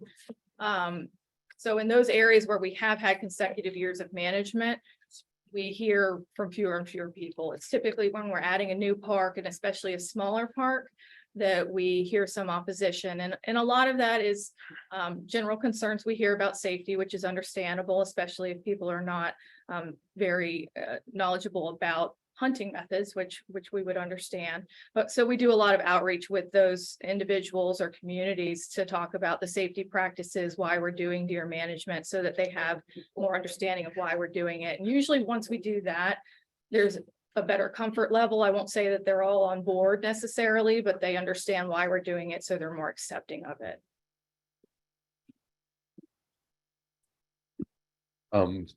You may have made this point, and I apologize. You've talked about the freezers and the testing and stuff like that. Is that voluntary compliance for your archers at this point, or are they required to, if they take a deer, take a sample to the places? So we have a mandatory period, any deer harvested between the 1st of October through the end of December that is yearling or adult has to be submitted for testing. And so they're required to do that for any deer harvested during that time frame. The DWR does not require or test fawns, so that's the exception to that. Outside of that, so beginning in September and then after December, it's voluntary submission at that point. So that's mainly to maintain a balance and not be too restrictive on the hunters. We don't want to see participation drop off because we're too hard on that. But we are still seeing very high levels of participation even during those voluntary periods. And they presumably keep then the deer in their own freezers until the results come in, is that? Yeah, so it's up to them to, they get a test number and then they're told essentially it's recommended to hold that deer until they get the results back. Usually, once we send it to the lab, we send out a batch of samples each week. Takes about 2 weeks to get the results back, and then we notify them, assuming it's not detected. If we do come up with a positive, the Department of Wildlife Resources would take over and do notifications and recommendations at that point directly with the individual hunters. With our sharpshooting, we have it worked out with our processor to hold the venison. He labels each package, and then once we get the results back, we notify him, and then he donates it at that point. By the way, thank you for reviewing this program with the district offices. You're welcome. Really appreciate it. Any more questions? Were you done with your? I'm done. Yeah, that's the end. Well, having no more questions, I would like to adjourn the committee. Thank you all. Thank you. Thank you. This is Linwood Gorham, and I'm gonna call the Park Operations Committee to order. And I was still looking around for Dan here. So anyway, I'm gonna turn it over to Kim. Thank you very much, Kim. Good evening, everyone. My name is Kim Eckert. I'm the Division Director for the Park Operations Division. I'm here with Tammy Schwab tonight from the Resource Management Division. We have two Master Brook requests for your consideration tonight. One is at Turner Farm Observatory and the other is at Lewinsville Park. And so with that, I'm going to turn it over to Tammy as she was the project lead for the Turner Farm project. Thanks. We are partnering with the NLM Society to replace the pathway lighting at the Observatory Park.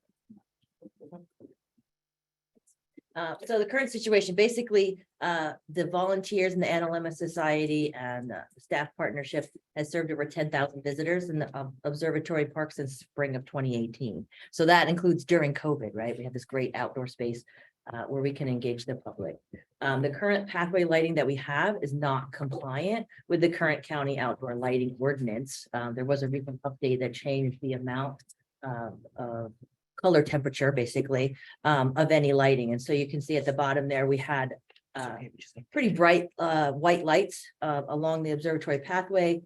We've sort of temporarily retrofitted them with red covers so that they're better for astronomy viewing and met the color temperature guidelines. But we really want to be a good example to the public about what dark sky friendly lighting is. And we want to be compliant with the county, the new county ordinance. So doing that is going to actually allow us to continue seeking our designation to be an urban night sky place for the International Night Sky Association. So the project is going to cost, the total project cost is about $10,000. And part of that is sending this back to the First Light Technologies. So we have to ship it away for them to retrofit and give us the new compliant bulbs. And they will be 27,000 Kelvin, which is what's recommended by the Dark Sky Association. And you'll So- see. I'm sorry, Tammy, does that mean that there will be no lighting temporarily until that's done? And I think it's a great opportunity to educate people about how we are putting our money where our mouth is in dark sky compliance. So, Good to me. yeah, So- so so- that, So is it new fixtures or just color? so they are actually changing the light bulbs to be a softer white, right? So it is the same heads, everything, the Okay. control system's all the same. It's just we're changing the light bulbs, but because they're custom systems that we can actually turn off the lights and they're not on all the time, we have to send them back to the manufacturer to do that. What were the current ones, like 4,000 or 5,000? 500, yeah, like twice as bright as what they will be in the future, and that is 1,500 brighter than what the county ordinance allows. Yeah, what's really interesting, you made me just think about this because the street light in my house, in front of my house was replaced recently with an LED bulb that is clearly a higher Kelvin number than the old one. That it's like somebody didn't think about that too much as far as the light pollution thing, because it was probably as low as 27 or lower before. It was almost one of those orange ones, but they're the bright white now, at least 4,000. So, Yeah, education is an important piece. yeah, People but don't even the whole think about county that. is just converting to these LEDs and, you can get LEDs that are a lower number. Yeah, these will be LEDs that we're putting in. Yeah. The funding match is coming from not just the Analemma Society, but the Dark Sky Friends and the Great Falls Citizens Association. They're huge supporters of our dark sky education efforts out there at the observatory. We're matching that to come up with the total project cost. Are you lowering the lumens too, or just the Calvin? Just the Calvin in this. They are safety. They are on only when we need them. They have a special control so that when we're there at the observatory, they're on. When we leave, we turn them off. So we're not as worried about that piece of it, the lumens, because it is a safety feature. But here's a picture of the project area. It's basically along the pathway between the parking lot and the observatory building. So we have our fiscal codes here. And basically, contingent on approval of the grant, the new balance will be $763,525. More questions on this one? Consensus to move it along? Yes. Yes. Thank you. Thank you.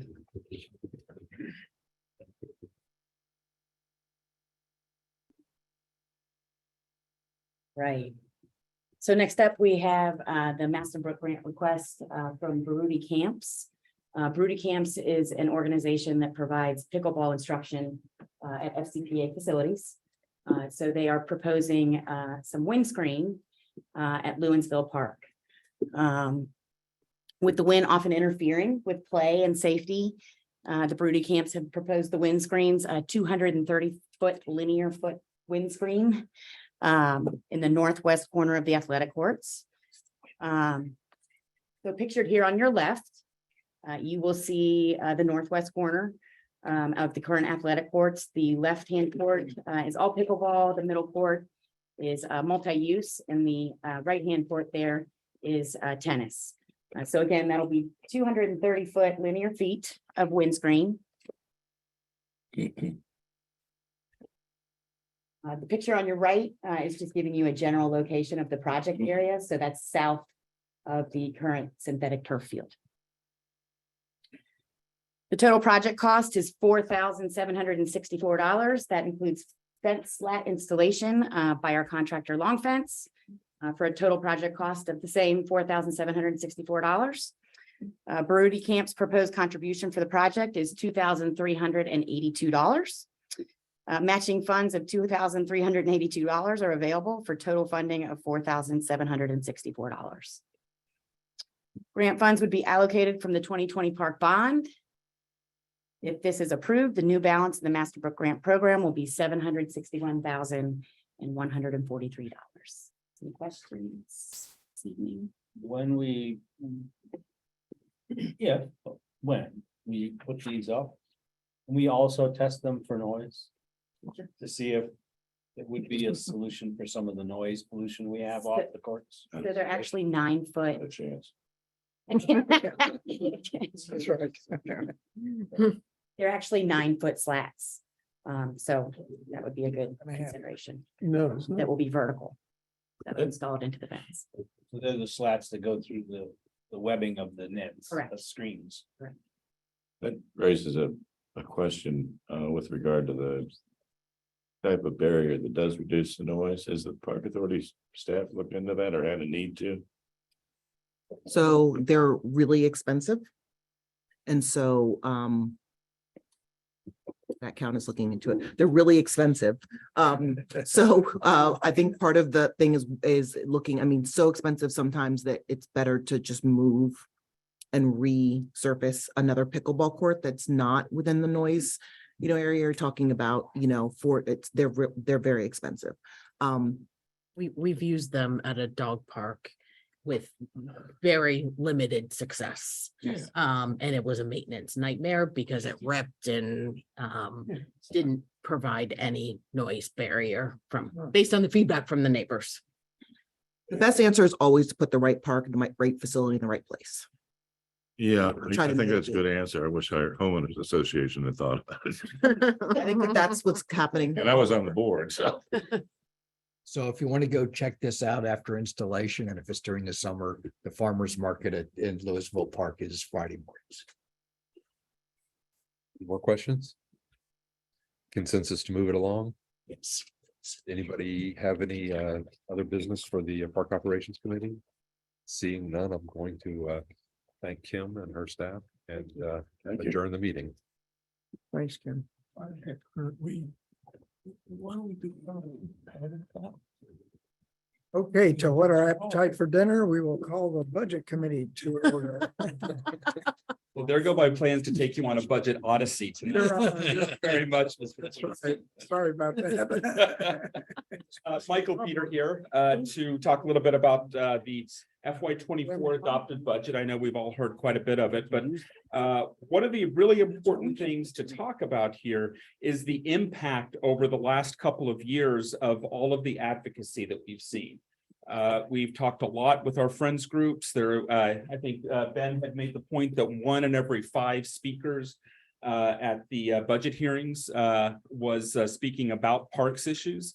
And with that, you can see just what we've had come to fruition just over these last couple of years. We've had very specific investments in our general fund, which we'll talk about, mainly in the forestry area.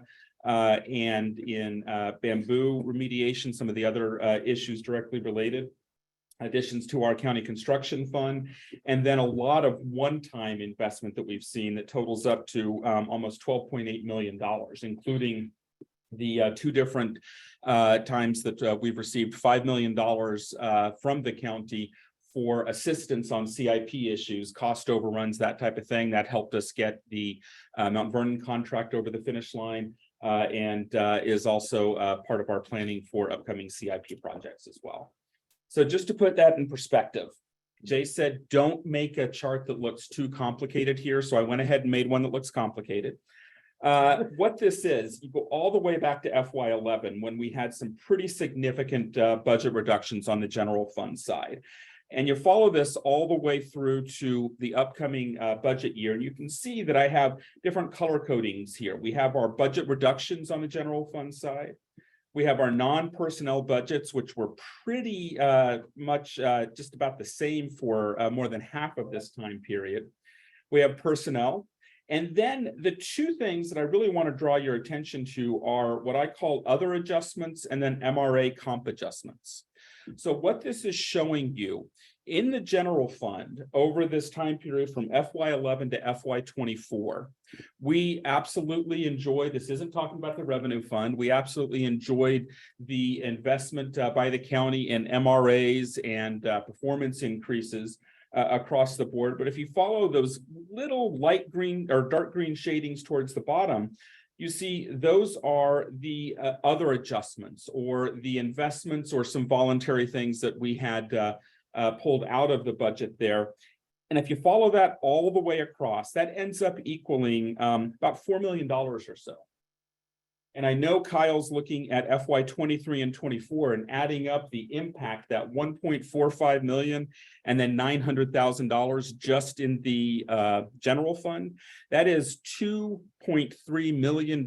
So more than all of the previous years combined, we had additional investment that we can really draw the straight line to what we've seen in all of this advocacy. So that's pretty amazing. That is showing return when our advocates get interested, get focused, have the information that they need to have to be able to effectively advocate out there.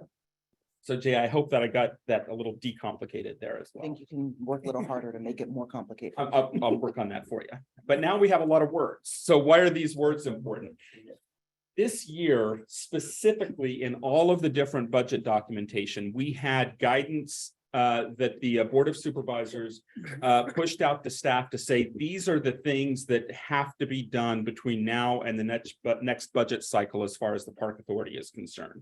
So you can see here that directly from Jeff McKay's budget guidance, suggesting, strongly urging that Park Authority board members meet not in the process after the February budget is proposed, but earlier on in the budget formulation process to talk about what our issues are in the Park Authority and what types of things we're looking for in the base budget submission as well. And at an upcoming meeting coming up probably at the beginning of June, we'll talk very specifically about what that budget formulation timetable will look like.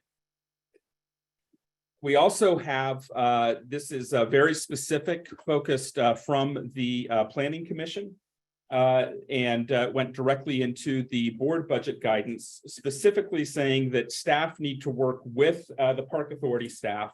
Are we okay, guys? We're all out. Our screens Our went out. screens went out. But we can see it. We can see it. Keep on- talking, keep talking. Okay, Keep talking, so. got it. I was just gonna say, just, shining lights over. So this is specifically to work with us on our bonding and our cash flow requirements. So we can, again, bridge that gap with our rec centers between now and the FY27 bond referendum, specifically focusing on Audrey Moore, Providence, GW, and Franconia to begin with, to keep our buildings healthy, efficient, and in operational status between now and when we can actually get to them with larger renovations.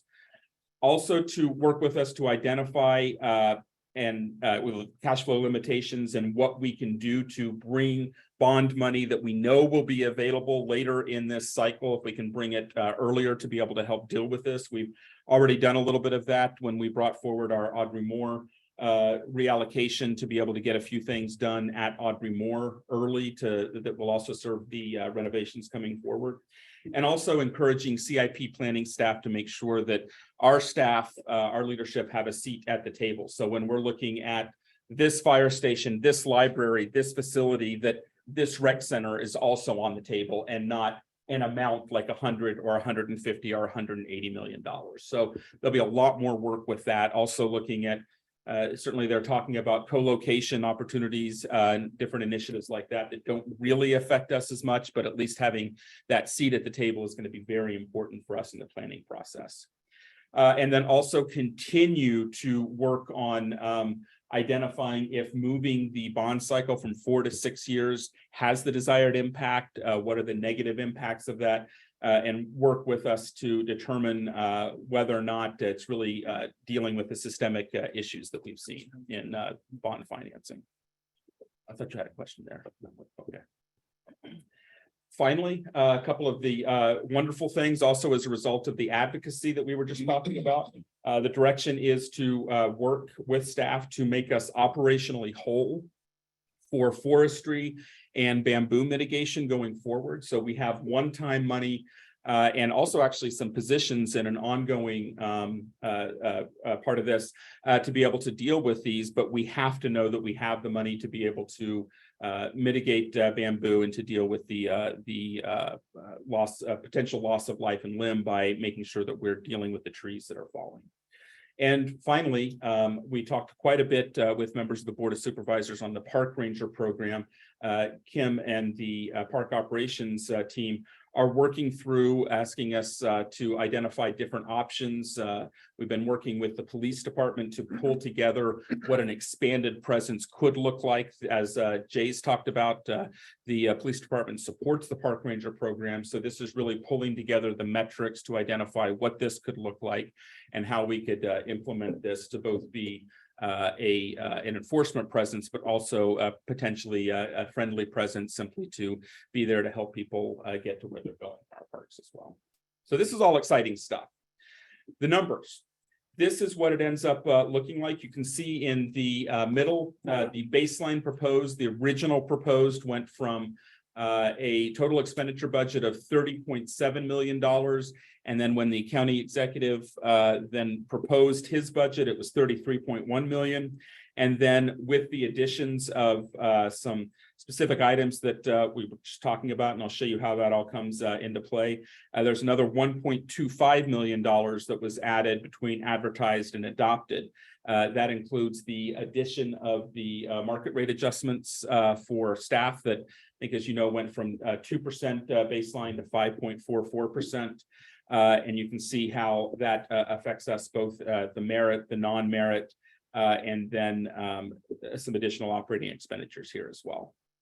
So we've talked about these. It's just important again to show this second column that of all these requests here, the $4.9 million, $408,000 was included in the county executive's proposed budget.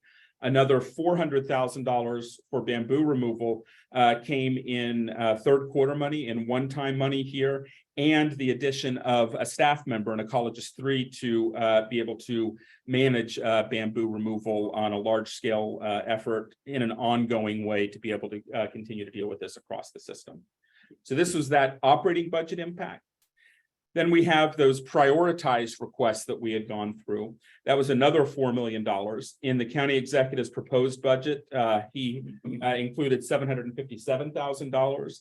And then through advocacy again, we have another $500,000 in one-time money in forestry operations. And then a total of 5 FTEs will be funded.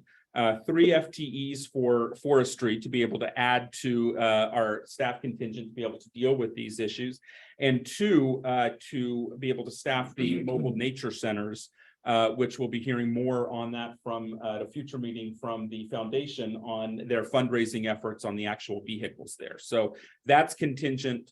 The staff are contingent on us pulling together the vehicles. Mike, just so I understand this chart. So we got the money in the county executives column. It's not shown as over carry also in the. Oh, yeah, correct. Those are, We got that, those are we got building this on line. each other. Okay, yeah, Yeah, thanks. absolutely.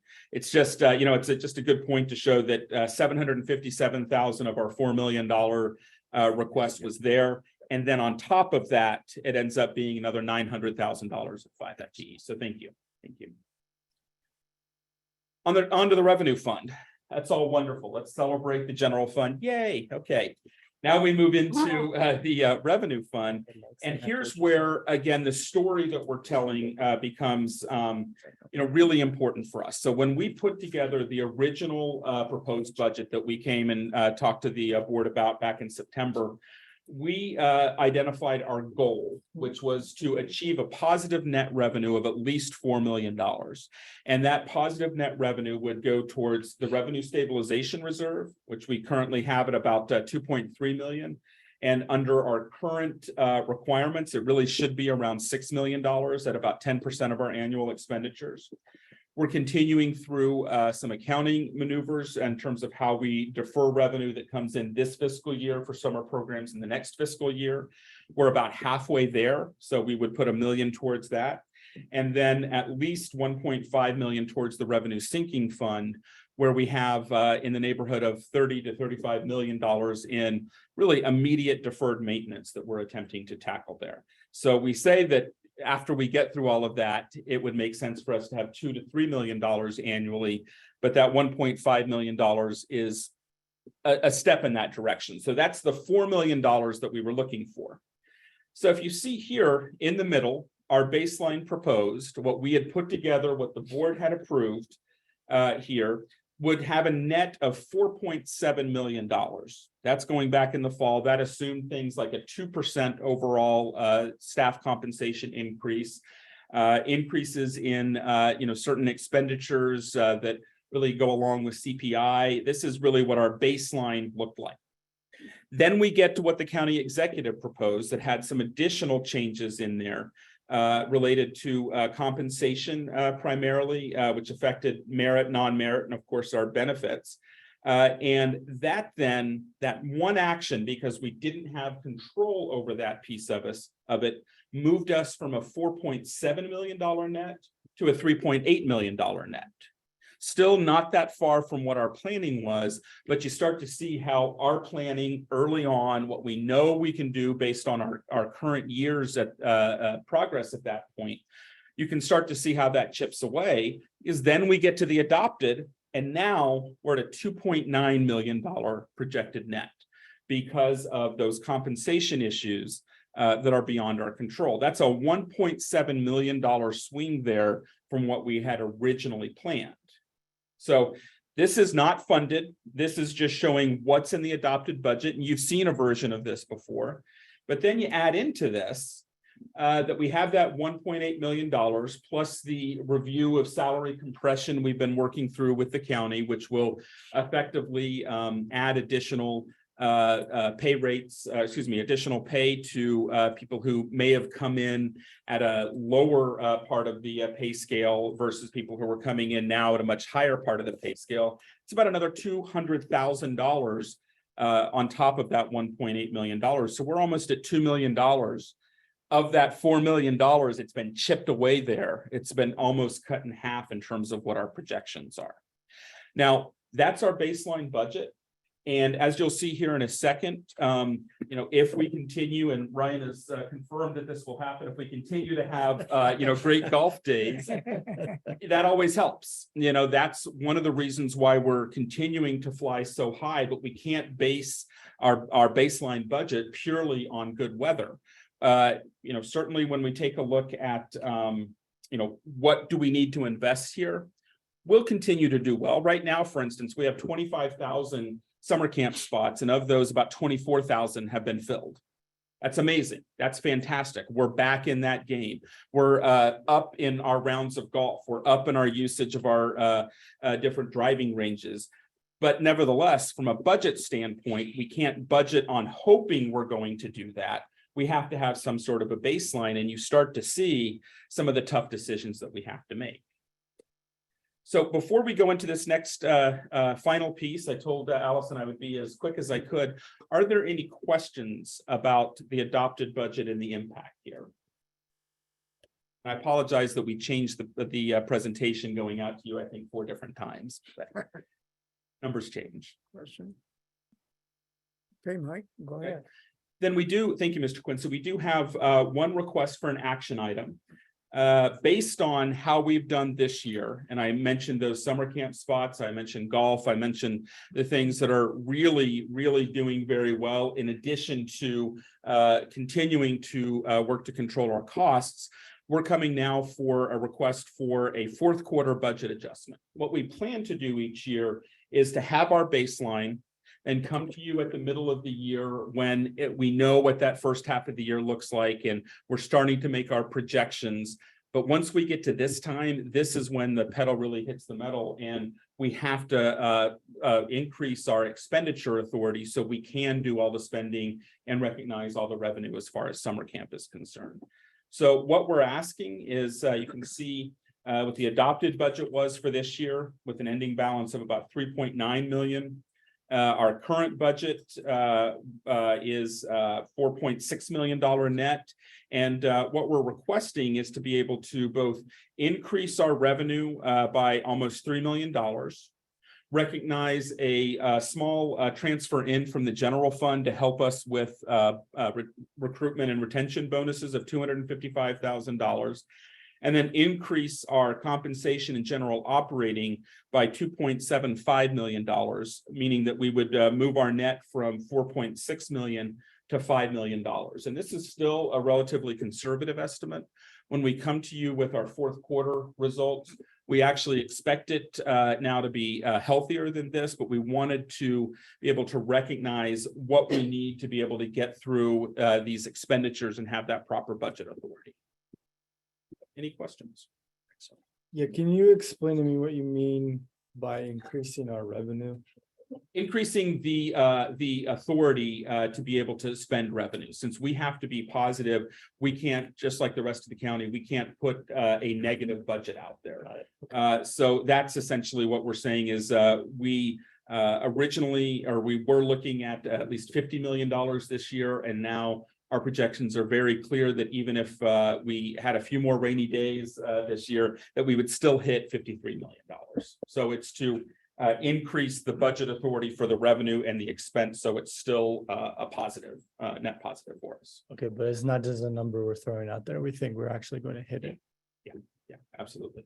And those are our conservative projections right now. In fact, really, if golf, for instance, was not profitable for the rest of the year, we still expect that we would we would hit that. It's really based on what we know is happening and the fact that we are 99% full in summer camp. Our classes are going strong and our expenditures overall are still relatively low. So where do we plan to use our increased expenditure authority?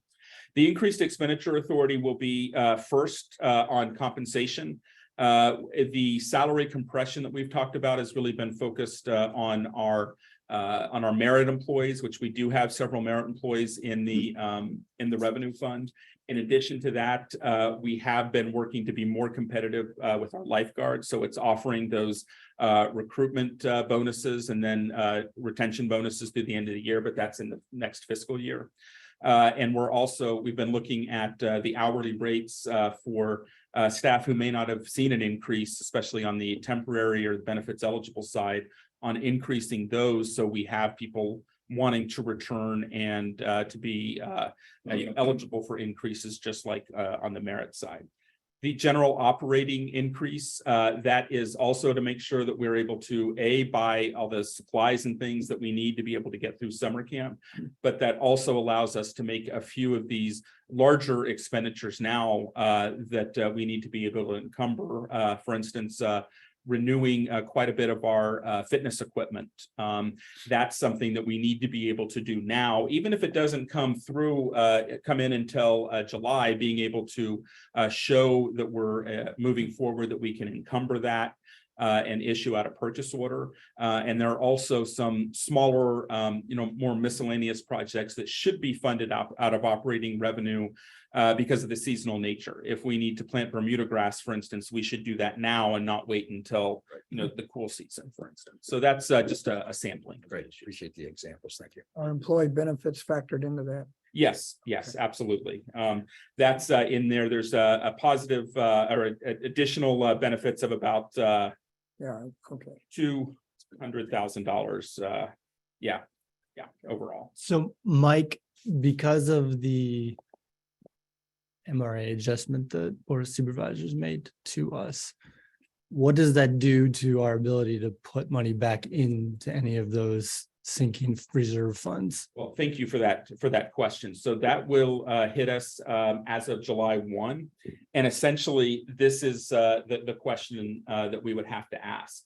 If we have cut into, and actually it's even a little bit more now that's been cut into, if we only have half of what we had projected to have available, what on this list needs to be reduced? Is it sinking fund and we have $30 million of deferred maintenance there? Is it deferred revenue, which we have to continue doing in some way, shape, or form to meet government accounting requirements? Or is it the revenue stabilization reserve? And when do we need to make that decision? We don't have to make that decision now, but we should really have that discussion earlier on in the fiscal year. Traditionally, certainly in the summer, we will have expenses that exceed revenue.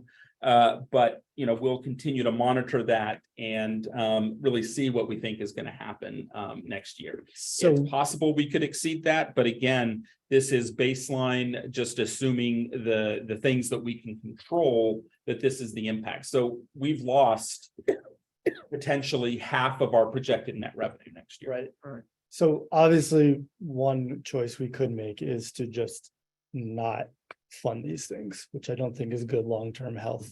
Another option would be to increase some fees. Some of those, I know, like the camp ones they're baked in, people are registered, whatever. So since it sounds like this is going to come back to us anyway, when it does come back, could we have a discussion around what fees, what possibility exists to raise on the revenue side? And I might be the only one here with an interest in actually moving forward on that, but I do think we should at least have the discussion as a board. Absolutely, we can make that happen. I totally agree. Yep, we have to. It's gonna have to be done. Any other questions? Your consensus to move this forward? Yes. Yeah. Okay, if there's nothing else to come before the budget committee, we are adjourned. Thank you, Mike. You don't have a choice. It's ugly, but it's gotta be done. Potential. You do. Okay, oh, yeah. How's your trip? The one time. That's right, I said earlier.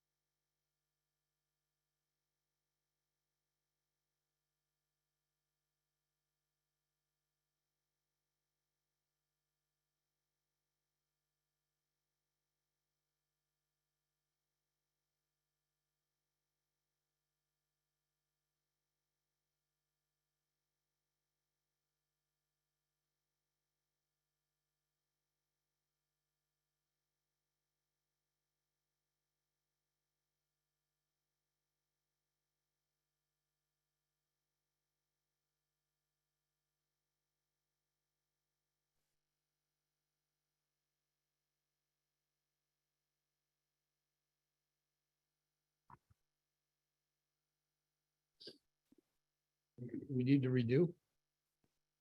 Yeah, do we need to do everything? I don't know. You should be good now. Hey, Mike, can you come off mute? How much of everything was muted? Nothing. Nothing was muted? No, I'm sorry. Everything. was muted. We could not hear anything. All right, so do we need to do it again? Probably yes. In abundance of caution. Yeah, you could be halfway done by They're then. not part of the quorum though. There is that, that's why I'm asking, but The public. We also have the public on. yeah, but the public couldn't hear me either if we were muted. All right, let's go in reverse. From the top.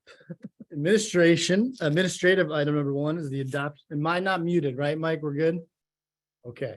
Administrative item number 1 is the adoption of minutes of the April 26, 2023 Park Authority meeting. All right, and a second? Second. All in favor? Aye. Opposed? All right, that motion carries. Moving on to action items. In the Dranesville District, action item number 1 is the recommended approval of the Massenbrook Volunteer Matching Fund Grant Program request from the, thank you. Have a motion. And a second. Any discussion? Okay, all in favor? Any opposed? That motion carries. In the Dranesville District, action item number 2 is the recommended approval of the Massenbrook Volunteer Matching Fund Grant Program request from Baruti Camps. Do I have a motion? And a second. All right, any discussion? All in favor? Any opposed? That motion carries. Action item number 3 is the recommended approval of the FY 2023 fourth quarter budget adjustment for the park revenue and operating fund. Do I have a motion? So moved. And a second? Second. Any discussion? All right, all in favor? Aye. That motion carries. Okay, there are 4 information items this evening. Information item number 1 is the accreditation update as presented in the Administration and Board Management Committee. Information item number 2 is the Park Authority Racial Equity Index as presented to the Planning and Development Committee. Information item number 3 is opportunity for a multi-sports complex as presented to the Planning and Development Committee. Information item number 4 is the summary of the Board of Supervisors public hearing testimony as presented to the Communications and Community Engagement Committee. All right, we're back where we were. So real quick on the chairman's matters. Next Saturday, June 3rd, is both National Trails Day and also the ribbon cutting for the Lake Atkinson, the Atkinson Creek Crossing. We'll have trail-centric events all day long, starting with the ribbon cutting at 8:30 a.m. Some of you are able to join. The other thing I want to mention, earlier this month, Volunteer Fairfax and the Board of Supervisors recognized volunteers, community champions across the county, and 3 of the 10 had significant contributions to the park system. Just want to recognize them. Jay's going to talk a little bit more, but former Franconia District Representative Carl Sell, the Friends of Eleanor C. Lawrence Park, and some random guy named Bill Bowie. And I just want to say congratulations to all of those who were recognized and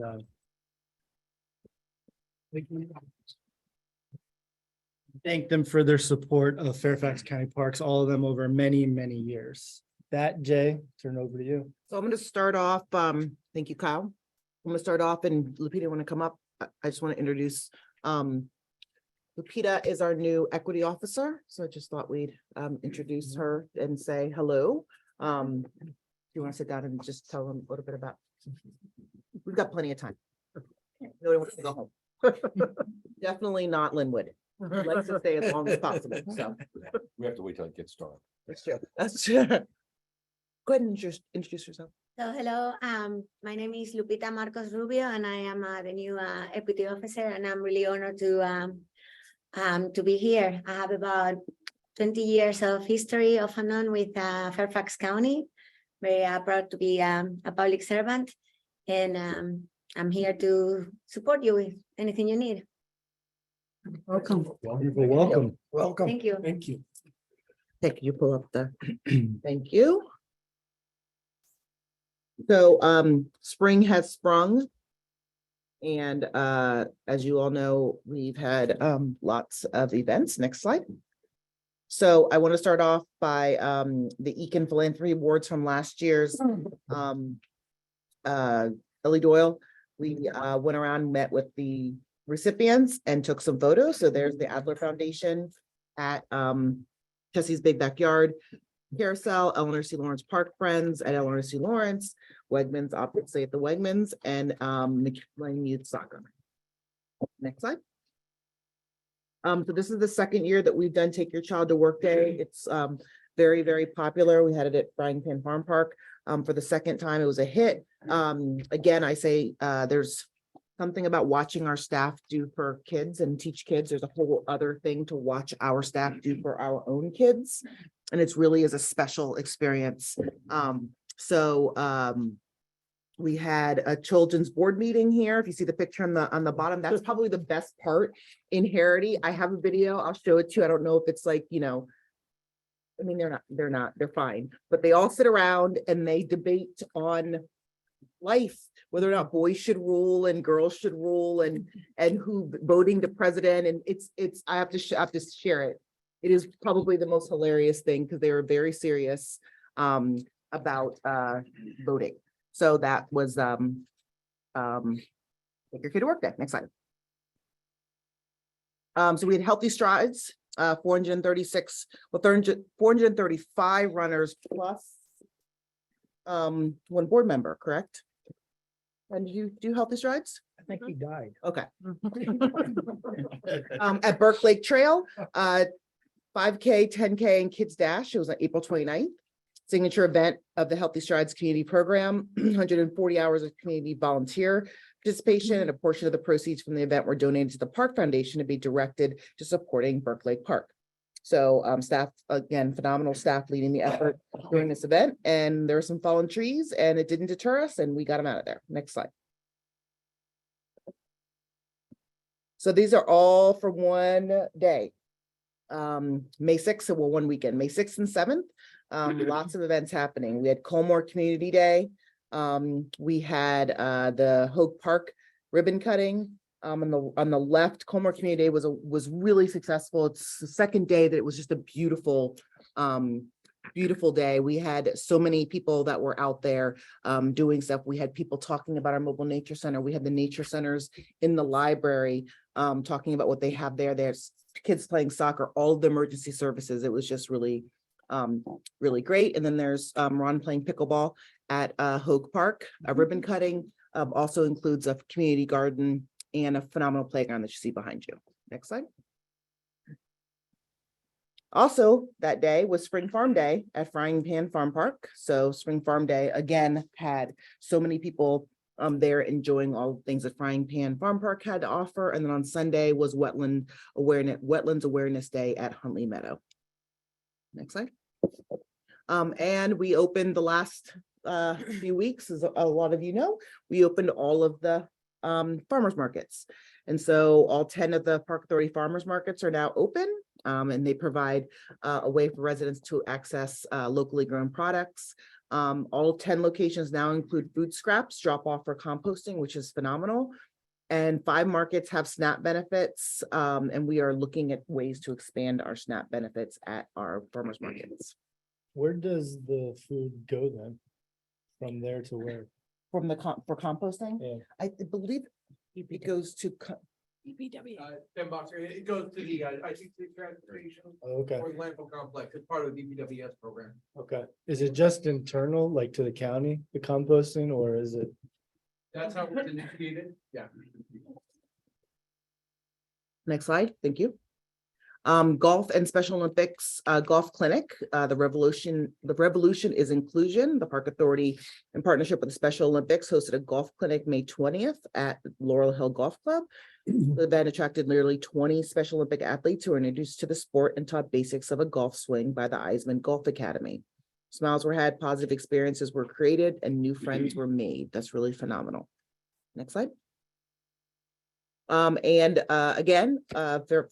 Volunteer Fairfax Honors Community Champions. There were 10 community champions, and 3 of the 10 are Park Authority stalwarts. So I like to say we won the night. Eleanor C. Lawrence, Friends of Eleanor C. Lawrence Park was a Sully District's representative.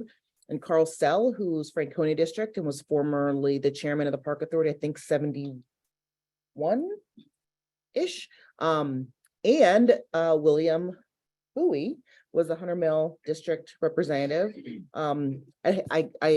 It annoys me a little bit, and I love her dearly, that we have to share your volunteer efforts with Lilacs. I'd like to say, yeah, he's our chairman, and Lilacs like, no, he's our, okay, fine. Half and half, but it was a great day, and congratulations to Bill. So we can platform again. And next slide, is that it? That's it. All righty, we'll go on the internet first. Mike, you're up. I'll pass. Thanks, y'all. All right. Cynthia, I'll pass. Thank you. Faisal? I'll pass. Say pass. Abner, I'll pass, thank you.